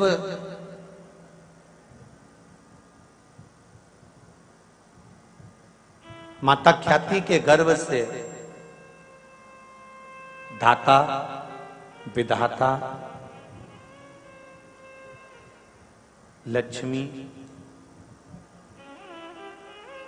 और एक पुत्र और हुआ जिसका नाम था कवि। महाभारत, श्रीमद् भागवत में भी इसका वर्णन आता है। कवि। जब भृगु बामा ने देखा तो उन्होंने उसी समय पर एक विचार किया कि क्यों ना इस पुत्र को पढ़ने के लिए मैं अंगिरा ऋषि के पास में भेजा, और अपने पुत्र को पढ़ने के लिए अंगिरा ऋषि के पास में भेजा। अंगिरा ऋषि अपने पुत्र जीव, जीव मतलब बृहस्पति, बृहस्पति भगवान का एक नाम और है जीव, गुरु। अंगिरा ऋषि के पास में अपने पुत्र कवि को पढ़ने के लिए भेजे, विद्या अध्ययन के लिए भेजा। अब कवि और अंगिरा ऋषि का पुत्र, ये दोनों जीव साथ पढ़ने लगे। अंगिरा ऋषि इनको पढ़ाने लगे, विद्या अध्ययन कराने लगे, पर समय की अनुकूलता ऐसी होती है कि अंगिरा ऋषि ने अपने पुत्र जीव पर ज्यादा ध्यान दिया, उसको पढ़ाया भी, उसके लिए समर्पित भी रहे। थोड़े दिन तक तो ठीक चला, उसके बाद अपने पुत्र की ओर जब ध्यान ज्यादा दिया गया तो कवि को ये अच्छा नहीं लगा, शुक्र को ये अच्छा नहीं लगा। और कवि को, शुक्र को जब ये अच्छा नहीं लगा तो उन्होंने अपने गुरु का स्थान छोड़कर, अंगिरा ऋषि का स्थान छोड़कर सीधे गोदावरी के तट पर गए और मां गोदावरी के घाट पर बैठकर उन्होंने शंकर भगवान का बालू का शिवलिंग बनाया और शिवलिंग बनाकर उसकी पूजन करना प्रारंभ किया। जरा देखिए, नवग्रह शिव महापुराण की कथा चल रही, बहुत ध्यान से सुनना कि व्यक्ति के जीवन में जब कहीं दुख की घड़ी सामने आती है, आपको लगता है कि हम बहुत रिश्तेदारों के यहाँ जाते हैं और रिश्तेदारों के यहाँ जाते हैं, पर धनपतियों के यहाँ, संपत्तिवानों के यहाँ, वैभववानों के यहाँ वैभववानों को ही सम्मान मिलता है, संपत्तिवान को ही सम्मान मिलता है, हमको सम्मान उतना नहीं मिल पा रहा। तो हमको ये बात किसी से कहना नहीं है कि हम उनके यहाँ गए थे और हमको सम्मान नहीं मिला, हम उनके यहाँ पहुंचे थे, हमको आदर नहीं मिला, हम उनके यहाँ विवाह में गए थे, हमको उसमें आदर सम्मान नहीं मिला, हम उसके यहाँ पार्टी में गए थे, हमको उसमें आदर सम्मान नहीं मिला। कथा में तो आदर सम्मान की कोई बात होती ही नहीं। भागवत हो, रामायण हो, गीता हो, शिवपुराण हो, सत्यनारायण भगवान की कथा हो, घर में धार्मिक कोई आयोजन हो, उसमें मान और सम्मान की कोई परिभाषा नहीं होती कि हम कथा में गए तो हमको आगे बैठना था कि पीछे बैठना था कि दाएं बैठना था कि बाएं बैठना था। उसमें तो हमको ये देखना है कि जो जगह खाली हो और जहां पर जगह मिल जाए वहां पर प्रणाम करो और शंकर और कंकर को नमन कर कर वहीं आसन लगाकर बैठ जाओ तो शंकर मिल जाता है। कथा में कभी भी हमको ये नहीं विचार करना कि यहाँ जगह नहीं मिली, वहां जगह नहीं मिली, आगे नहीं बैठने दिया, पीछे नहीं बैठने दिया। हाँ, कहीं विवाह में गए, कहीं पार्टी में गए, कहीं फंक्शन में गए और वहां जाकर अगर आपको ऐसा महसूस होता है तो ये भी बात किसी को कहने की नहीं होती। जब मन दुखे, हृदय चित्त में जब घात लगे तो फिर आपको केवल एक काम करना है कि कहीं शिव की शरण में पहुंच जाना है, शंकर की सेवा में लग जाना है, फिर शिव जानेगा कि करना क्या है। शुक्र ने वही करा। गोदावरी नदी के तट पर शुक्र ने शंकर भगवान का पार्थिव शिवलिंग का निर्माण करा, उसकी पूजन करना प्रारंभ करा।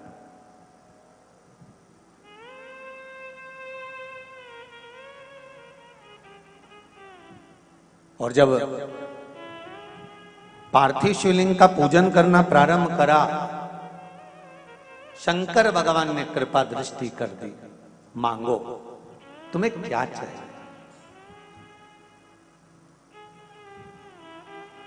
आपकी कृपा।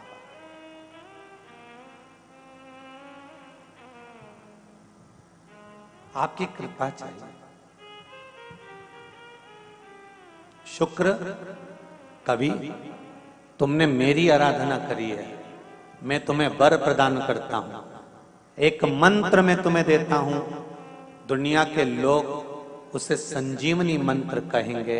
ये वो मंत्र रहेगा जिस मंत्र का जाप तुम किसी मरे हुए व्यक्ति पर भी करोगे तो वो जीवित होकर बैठ जाएगा। संजीवनी मंत्र भगवान शंकर ने शुक्र को प्रदान कर दिया।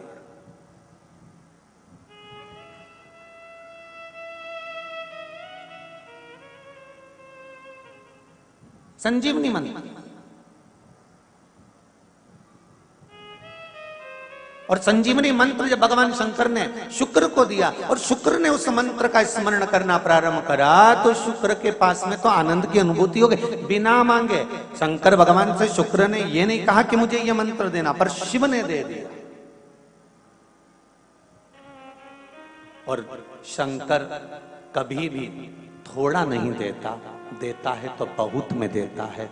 शुक्र, मैंने तुम्हें संजीवनी मंत्र दिया है, इस मंत्र को रखना और मैं तुम्हें देव तुल्य बनाता हूं, तुम ग्रहों में पूजे जाओगे। और शुक्र को भी ग्रह बना दिया, कवि को भी ग्रह बना दिया और पूज्य बना दिया। ध्यान दीजिएगा, महामृत्युंजय मंत्र का लोग जाप करते हैं? कितने लोग करते हैं? जरा हाथ उठाओ। करते हैं? कभी कभी तो करते होगे, रख लीजिए। महामृत्युंजय मंत्र का यदि आप जाप करते हो और आपको मालूम पड़ गया कि शरीर में मुझे ये रोग हो गया है, मुझे शुगर हो गया है, मुझे बीपी हो गया है, मेरा ब्लड प्रेशर ऊंचा नीचा रह रहा है, कोई भयंकर रोग, मेरे रिश्तेदार को कोई कैंसर जैसा रोग हो गया, किसी को कोई थायराइड हो गया, किसी को कोई किडनी और लीवर में सूजन हो गई, किसी को कहीं किडनी और लीवर में तकलीफ हो गई, तो शिव महापुराण की कथा कहती है, नवग्रह शिव महापुराण की कथा कहती है कि बेलपत्री के वृक्ष के नीचे महामृत्युंजय मंत्र का जाप जो शुक्रवार की शुक्रवार घी का दिया लगा कर करता है, उसके रोग बाबा देवाधिदेव महादेव समाप्त करते चले जाते हैं। ये संजीवनी मंत्र शुक्रवार के दिन भगवान शंकर को शुक्र को दिया था, इसलिए उसकी प्रधानता है।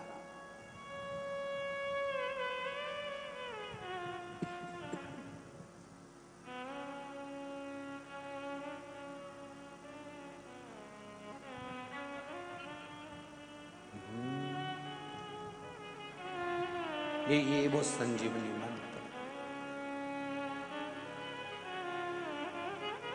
शुक्रवार के दिन बेलपत्री के वृक्ष के नीचे बैठकर घृत का दिया लगाकर शरीर में जो रोग है उसका स्मरण कर कर शंकर जी से विनय कर कर, हे भोलेनाथ, आपने शुक्र देवता को संजीवनी मंत्र दिया है, तो क्या आप मेरे को वो मंत्र प्रदान नहीं करोगे?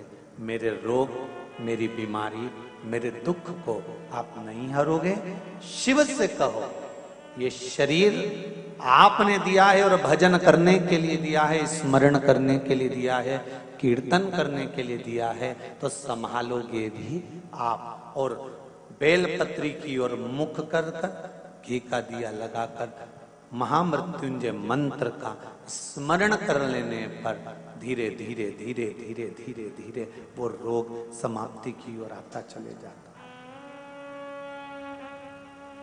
जैसे एक पत्र में किसी ने लिखकर भेजा, देखिए,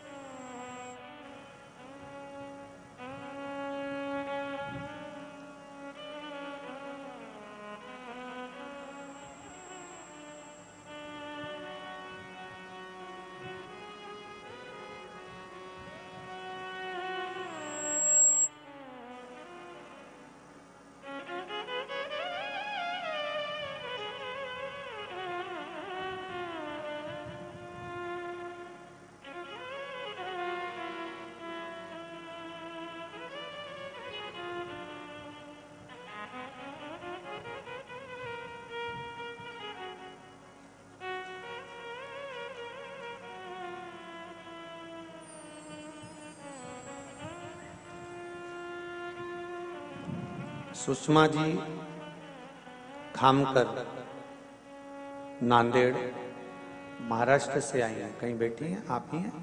दोनों हाथ हिला दो एक बार। हर हर महादेव। आपने पत्र में लिखा है, महाराज जी नांदेड़ शहर से हैं, पिछले सावन से हम शिव महापुराण की कथा सुन रहे हैं। पार्थिव शिवलिंग की पूजन आपने शिवरात्रि को बताई थी और वो हमने कराई थी।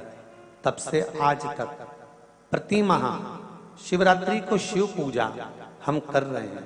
महाराज, हमने सपने में भी सोचा नहीं होगा, लेकिन पहले 3 महीने में हमारे पुणे शहर में फ्लैट हो गया है और परसों उसकी रजिस्ट्री हो गई है। बाबा को धोख लगाने आए हैं कि ये ना सोचने के बाद भी शिव जी ने प्रदान करा है। बैठिए। हर हर महादेव। विराजिए। हर हर महादेव। ये शिव कृपा। आपकी भक्ति, श्रद्धा, विश्वास और उसकी दृढ़ता,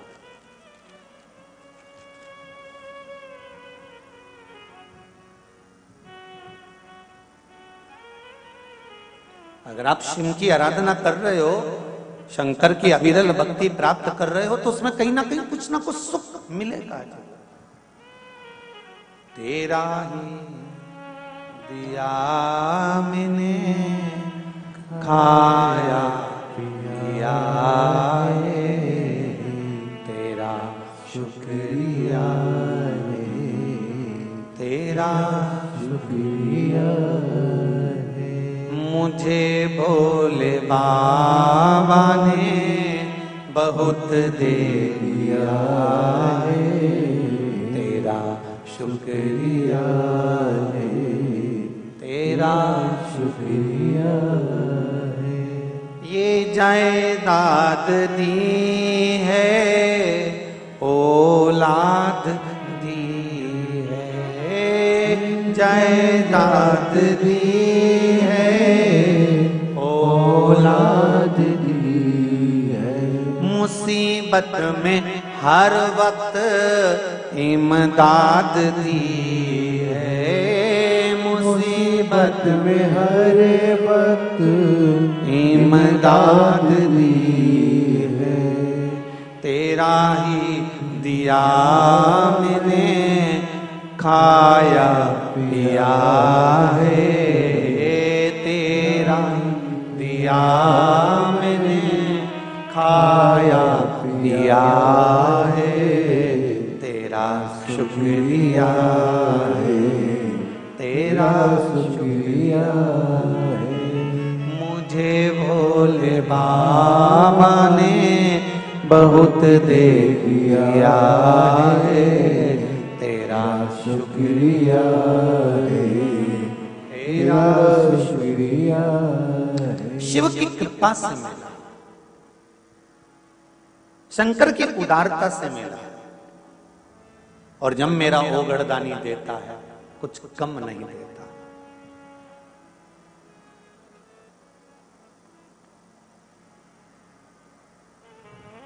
सारी समस्या का हल, अरे जरा जम के तो बोलो भाग्यनगर वालों, अच्छी जरा खुश होकर बोलो, सारी समस्या का हल एक लोटा जल।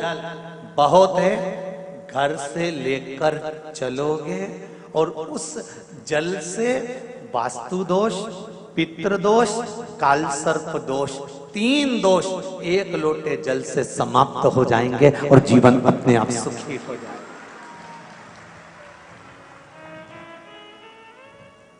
शिव महापुराण जब तक टीवियों पर नहीं आई थी, उससे पहले सारे घर के पाइप, सीढ़ी, बाथरूम, रसोई घर 25 बार बदल के देख लिए थे। लोगों ने कहा था वास्तु दोष, वास्तु दोष, वास्तु दोष। जब से लोगों ने कथा सुनकर एक लोटा पानी चढ़ाना चालू करा, वो वास्तु दादा कहां गया पता नहीं पड़ा।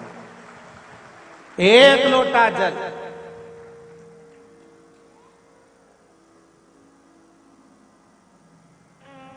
कहां गया पितृदोष, कहां गया वास्तु दोष, कहां गया काल सर्प दोष?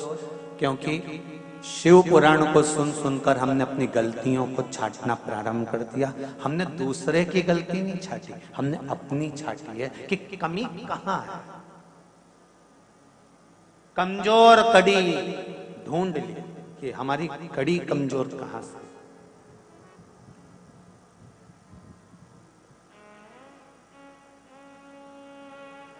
ये बाहेती परिवार का भाग्य प्रबल हुआ, शिव महापुराण की कथा हुई। बाहेती परिवार का तो भाग्य प्रबल हुआ, शिव पुराण की कथा हुई, पर उससे ज्यादा तो तुम्हारा भाग्य प्रबल हुआ जो भाग्यनगर में शिव महापुराण की कथा हुई। तुम्हें तो जाते जाते बाहेती जी को धन्यवाद देकर जाना चाहिए। वाह वाह साहब, बहुत बहुत धन्यवाद, वाह क्या कृपा करी जो पागल खाने से सियोर वाले महाराज को पकड़ के लिया। तो ये तो कृपा कहीं शिव की हुई है, उदारता हुई, और बायती परिवार पर भी ये कृपा कहीं पूर्वजों की हुई, और पूर्वजों पर भी ये कृपा कहीं शंकर भगवान को इस बायती परिवार के किसी व्यक्ति ने, किसी पूर्वज ने शंकर भगवान के 16 सोमवार करे होंगे, व्रत करा होगा, सोमवार के व्रत करे होंगे, तब जाकर शिव महापुराण की कथा मिली। कोई ऐसे मिल जाए? ये बायती जी जानते कितना पीछा पड़ा है। ओ 2 साल से लगे हुए थे पूरे कथा कथा। आशीष जी, समीर जी, आशीष जी, समीर जी, फोन पे बात करना, फोन लगाना, कथा की तारीख, फिर कब की बुकिंग करते करते करते करते आज भगवान ने योग संजोग बनाया है।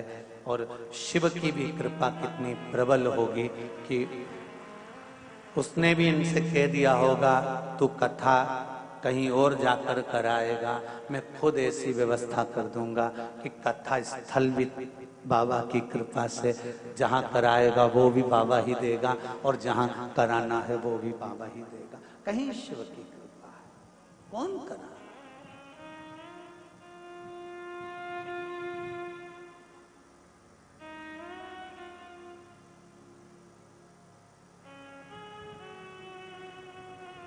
और जितने लोग आस्था चैनल के माध्यम से शिव महापुराण की कथा सुन रहे हैं, फेसबुक, यूट्यूब पर सुन रहे हैं,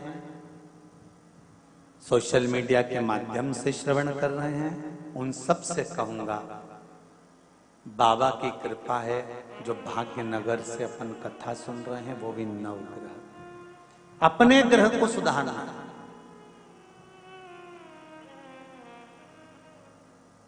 हम दुनिया को सुधारने के लिए ना चलें, हमें अपने आप को सुधारना है। और जिस दिन हम अपने आप को सुधार लेंगे उस दिन अपना राष्ट्र सुधारने में देरी नहीं लगेगी। अपन सुधरे, घर सुधरा, मोहल्ला सुधरा, नगर सुधरा, फिर राष्ट्र सुधरा, अपने को देरी का।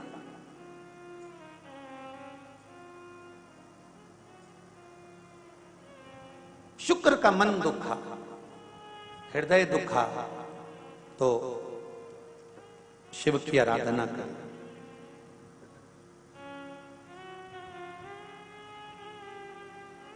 और शिव की आराधना का फल क्या मिला कि संजीवनी मंत्र शुक्र को प्राप्त हो गया, और शुक्र ने उस संजीवनी मंत्र के बल पर ना जाने कितने मरे हुए को जीवित कर दिया। और ये मंत्र कोई दूसरा नहीं दे सकता था, ये मंत्र केवल एक ही दे सकता था, जिसके पास में मृत्यु को भी जीतने की सामर्थ्यता हो, वही तो संजीवनी मंत्र दे सकता है।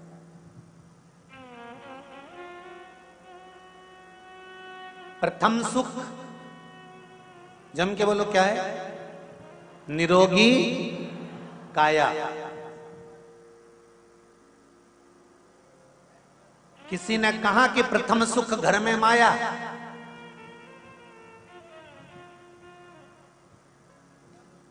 अगर प्रथम सुख घर में माया होती तो कोरोना महामारी में लोग तड़प तड़प कर मर रहे थे, और घर की अलमारी में और बैंक में पैसा पड़ा हुआ था, और लोग डॉक्टर से कह रहे थे एक पलंग, एक वेंटिलेटर दे दीजिए, ऑक्सीजन लगा दीजिए। तो बताओ धन काम आया? प्रथम सुख निरोगी काया।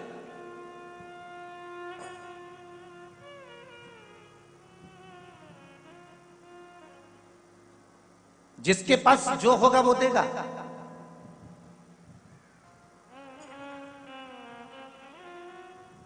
भगवान विष्णु ने लक्ष्मी जी को देखकर भगवान शंकर से कहा, भोलेनाथ जी, प्रभु जी, शिव जी ने पूछा क्या बात है? शंकर भगवान ने पूछा क्या हो गया नारायण? नारायण कहते हैं प्रभु वो लक्ष्मी जी की जो माता है ना ख्याति देवी, वो आपकी पूजन करती है। तो आपकी पूजन करती हैं तो ख्याति देवी का मन लक्ष्मी जी का विवाह आपके साथ करने का है। शंकर भगवान बोले मैं लक्ष्मी से विवाह कर ही नहीं सकता। नहीं नहीं, पर माँ ने सोच लिया है कि आपके साथ विवाह करेंगे, आपके सामने प्रस्ताव आएगा। और एक दिन ख्याति देवी शंकर भगवान की पूजन कर रही थी, और पूजन करते करते करते करते शंकर भगवान से माता ख्याति ने अपने दिल की बात कह दी, बाबा मैं चाहती हूँ कि मेरी बेटी लक्ष्मी का विवाह आपके साथ में हो जाए। शंकर भगवान ने कहा, मैं लक्ष्मी से विवाह नहीं कर सकता,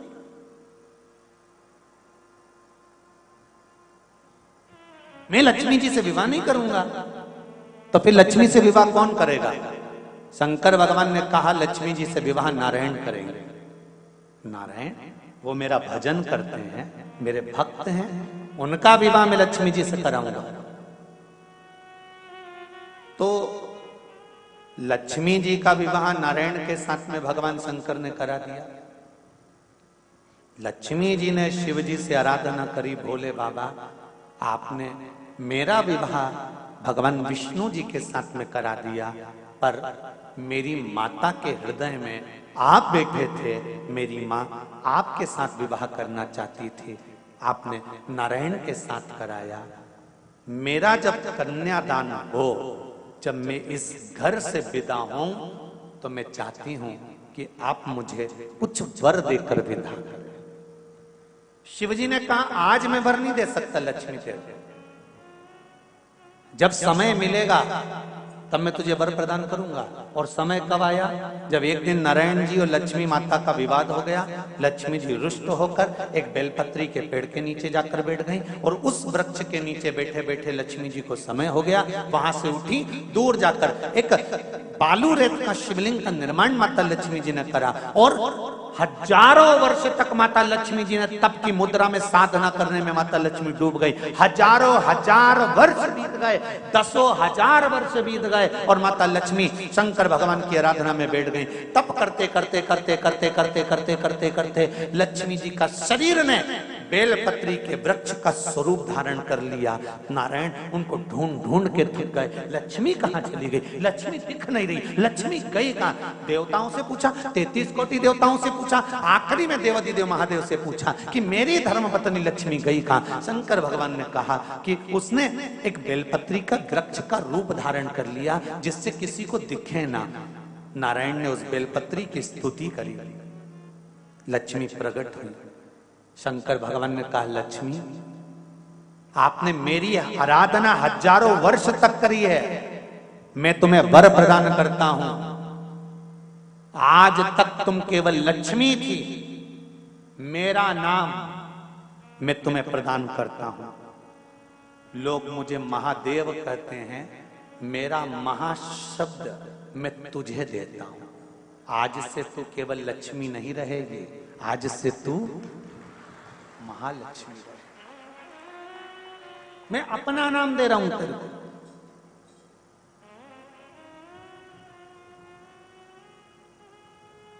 इसलिए सनातन धर्म के अंतर्गत वर्णन किया गया, शंकर भगवान की आराधना में, शिव की आराधना में, जब तुम्हें लगता है कि तुम्हारा व्यापार नहीं चल रहा, कोई तुम्हें धोखा दे रहा है, लक्ष्मी नहीं आ रही, बहुत चिंता में पड़े हुए हो, बहुत टेंशन में जिंदगी चल रही है, बहुत बीमारियां तुमको घेर ली है, और चारों तरफ अंधेरा ही अंधेरा नजर आ रहा है, तुमने विचार करा अब मैं तो मर जाऊं तो अच्छा, मैं सुसाइड कर लूं तो अच्छा, मैं मर जाऊं तो अच्छा। तो मरने से पहले एक काम कर कर देखना, शंकर भगवान की आराधना कर कर देखना, शिव पर एक लोटा जल चढ़ाकर देखना, और ज्यादा चिंता ज्यादा टेंशन हो तो बेलपत्री के जड़ को घिसकर उसका चंदन बनाकर शंकर को लेपन कर कर उसकी भी आराधना कर कर देखना कि बेल चंदन का फल क्या है।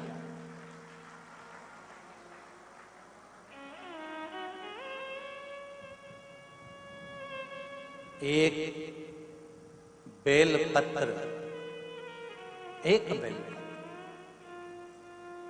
ये कोई साधारण नहीं, एक बेल।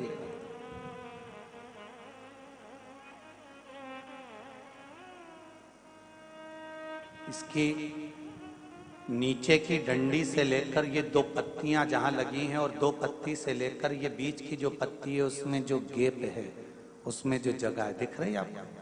ये दो पत्ती से लेकर बीच की पत्ती के बीच में जो जगह खाली रहती है, 33 कोटि देवी देवताओं विराजमान रहते हैं इस बीच की जगह में। जब शिव जी को चढ़ाया जाता है तब इस पत्ती के बीच की जगह शंकर के शिवलिंग पर रखा जाता है। तो शिव जी इतने प्रसन्न होते हैं कि मेरी स्तुति करने के लिए ये भक्त 33 कोटि देवताओं को लेकर आया है, मेरी स्तुति करने के लिए। लोग चावल लाए, लोग अंबारियां लाए, धन लाए, दौलत लाए, संपदा लाए, पर एक शंकर का भक्त ऐसा होता है जो एक बेलपत्री के रूप में 33 कोटि देवताओं को, 64 योगिनियों को, आदि शक्तियों को शंकर को समर्पित करता है।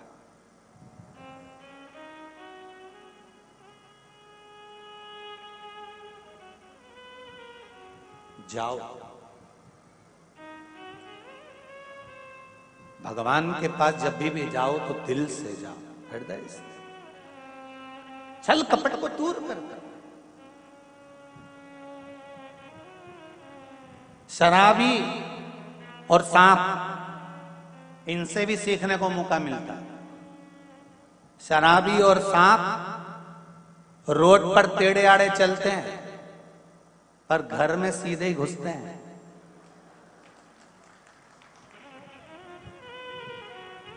शराबी और सांप से भी सीखने को मिलता है, ये रोड पर टेढ़े आड़े चलते हैं पर घर में सीधे घुसते हैं। उसी तरह संसार सागर में तुम कितने भी टेढ़े रहो पर महादेव के चरणों में सीधे ही बने रहना कि मैं तुम्हारा हूं, इसके सिवा मैं कुछ जानता ही नहीं, मैं दूसरा कुछ जानता ना। तो मुझे पूजन आती है, ना मुझे स्तुति आती है, ना मुझे अर्चना आती है, ना मैं सेवा जानता हूं, ना मैं चाकरी जानता हूं। मैं तो केवल एक बात जानता हूं, श्री शिवाय नमस्तुभ्यम। ये वो मंत्र है शिव महापुराण का, इससे ज्यादा मैं कुछ भी नहीं जानता। पंचाक्षर नमः शिवाय, षडाक्षर ओम नमः शिवाय, द्वादशाक्षर ओम नमो भगवते वासुदेवाय, 2 अक्षर का राम जानता हूँ, 2.5 अक्षर का कृष्ण जानता हूँ, इससे ज्यादा मैं जानता क्या।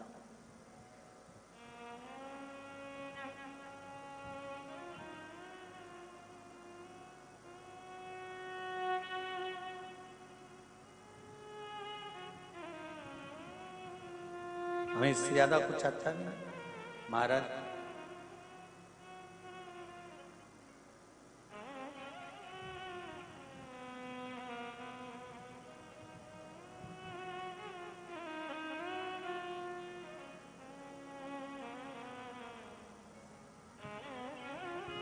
ओ डमरू वाले, ओ काशी वाले, ओ डमरू वाले, ओ काशी वाले, दिल मेरा रखना तेरे हवाले, दिल मेरा रखना तेरे हवाले। ओ डमरू वाले, ओ काशी वाले, ओ डमरू वाले, ओ काशी वाले, ओ दिल मेरा रखना तेरे हवाले, दिल मेरा रखना तेरे हवाले, ओ दिल मेरा रखना तेरे हवाले, दिल मेरा रखना तेरे हवाले, ओ दिल मेरा रखना तेरे हवाले, दिल मेरा रखना तेरे हवाले, दिल मेरा रखना तेरे हवाले, दिल मेरा रखना तेरे हवाले। हार हार महादेव है। भगवान शिव की कथा कहती है महाराज। इस चित्त को, इस वृत्ति को, इस मन को भगवान को समर्पित कर श्री शिवाय नमस्तुभ्यम। कथा के मध्य में जब भी शिव महापुराण का ये मूल मंत्र आए तो स्मरण सभी करें, और इस मंत्र को जब भी कथा के बीच में बोला जाए, चाहे आस्था चैनल पर सुन रहे हो, चाहे फेसबुक यूट्यूब पर सुन रहे हो, चाहे पंडाल में सुन रहे हो, अपने हृदय की बात इस मंत्र को बोलने के तुरंत बाद बाबा से जरूर कहें कि बाबा स्वीकार करना, मेरी ये मन की कामना है, आप कृपा करेंगे तो जरूर पूरी हो। एक पत्र किसी भाई ने लिखा है,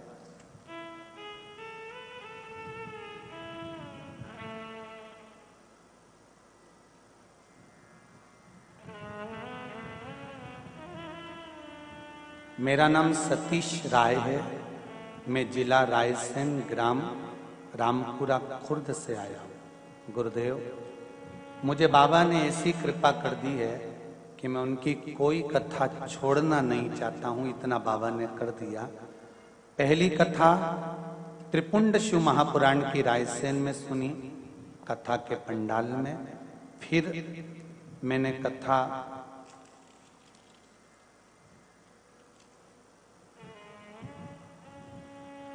दूसरी हरिद्वार में जाकर सुनी। बाबा ने मुझे ऐसी कृपा कर दी कि मैं कथा नहीं छोड़ सकता। तीसरी कथा 7 दिन की सेमरी हरचंद में श्रवण करी और बाबा की कृपा से चौथी बार श्रवण करने के लिए हैदराबाद में भी आकर कथा श्रवण कर रहा हूं। कहां बैठे भाई? हर हर महादेव, दोनों हाथ हिला दो एक बार। हर हर महादेव। ऐसी शिव ने कृपा करी, बैठी विराज, ऐसी शंकर ने कृपा करी है कि उनको मैं बार बार धन्यवाद देने के लिए कथा पंडाल में कथा सुनने के लिए जा रहा हूं कि तूने इतना दे दिया कि कोई कमी ही नहीं छोड़ी। हर हर शिव कृपा।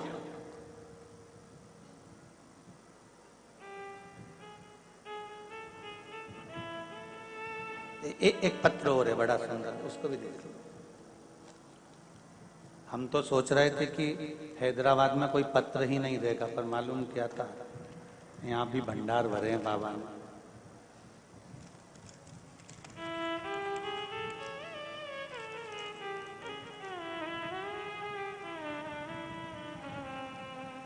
मेरा नाम आशा युवराज सिंह, गहरवार, राजपूत, महाराष्ट्र से उस्मानाबाद जिला मुरुम से है।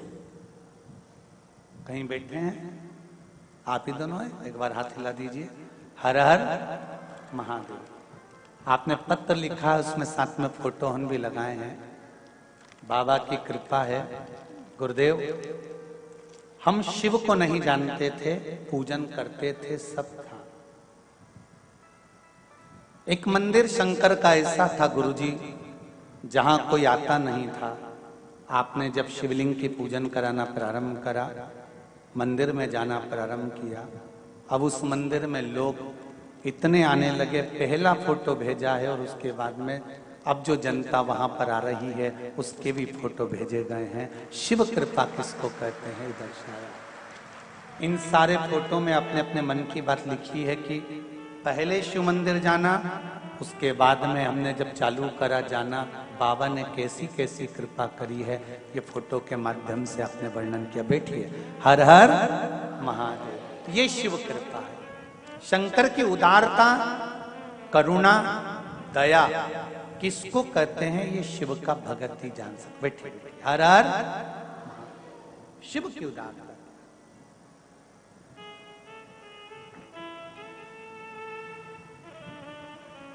और फिर कहूंगा, भाग्यनगर वालों, बड़े किस्मत वाले हो जो आपको इस भाग्यनगर में, इस हैदराबाद में शिव महापुराण की कथा सुनने का मौका मिला।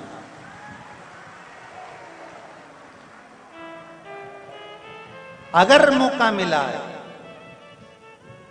हैदराबाद की इस पावन धरा पर, भाग्यनगर में अगर आप लोग कथा सुन रहे हो, तो आपकी किस्मत का वर्णन नहीं कर सकता। 3 घंटे के लिए आप अपना घर छोड़कर कथा पंडाल में बैठे हो, तो मेरा देव अधिदेव महादेव भी आपकी दुख की घड़ी में हर पल तुम्हारे सामने खड़ा मिलेगा। हर पल, हर क्षण मिले। वो घड़ी है।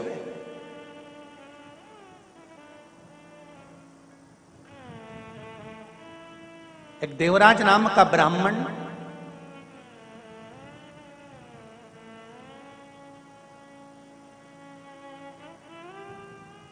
जो ब्राह्मण कुल में जन्मा था, ब्राह्मण के घर में जन्म लिया और जन्म लेने के बाद भी ब्राह्मण का कर्म नहीं कर पाया। ब्राह्मण कर्म से वंचित रहा।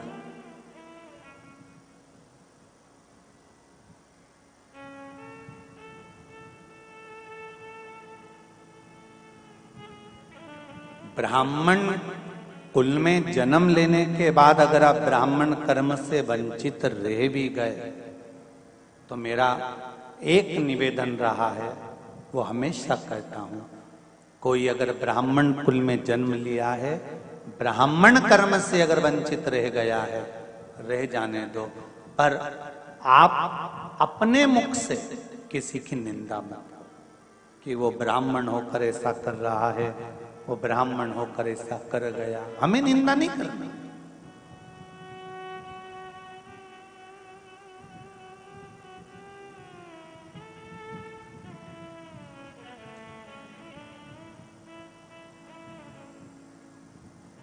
प्रयास करना है जिंदगी का तो थोड़ा सा प्रयास करें कि किसी को संवारने का प्रयास करें।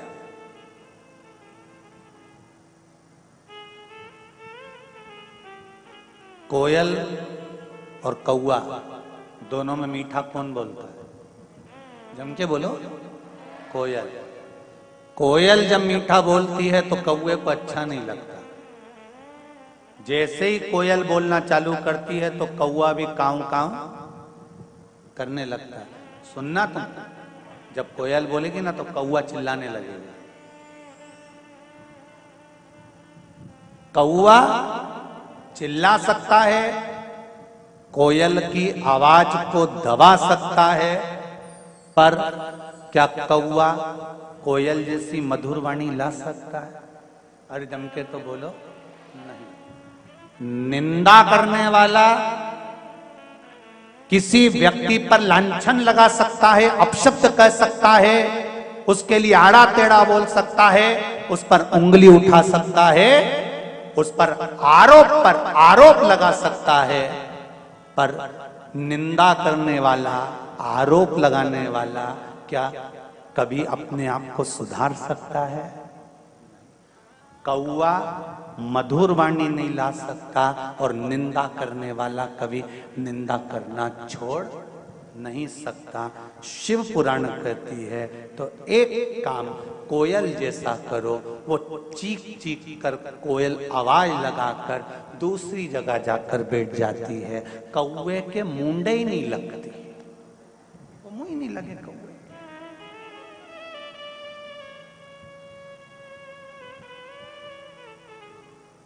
बोले बोले आग लगे बस्ती में, अपन रहो मस्ती में, क्या किसको रोइए, चादर तान के सोइए। अपनी जिंदगी मस्त जियो, जो होगा देखा जाएगा। अपन क्यों रोकर जीवन निकालें?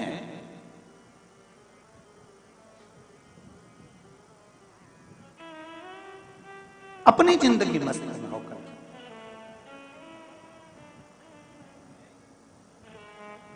महाराज,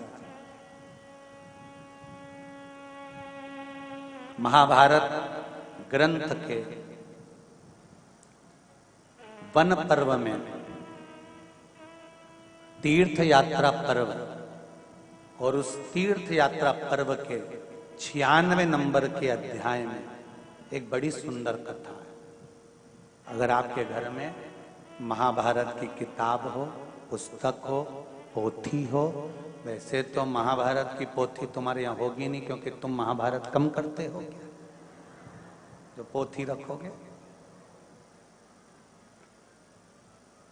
महाभारत ग्रंथ के अंतर्गत, काव्य के अंतर्गत वन पर्व के यात्रा पर्व में, यात्रा पर्व के 96 नंबर के अध्याय में एक सुंदर चरित्र वर्णन आता है शंकर के भगत का, शिव भक्त।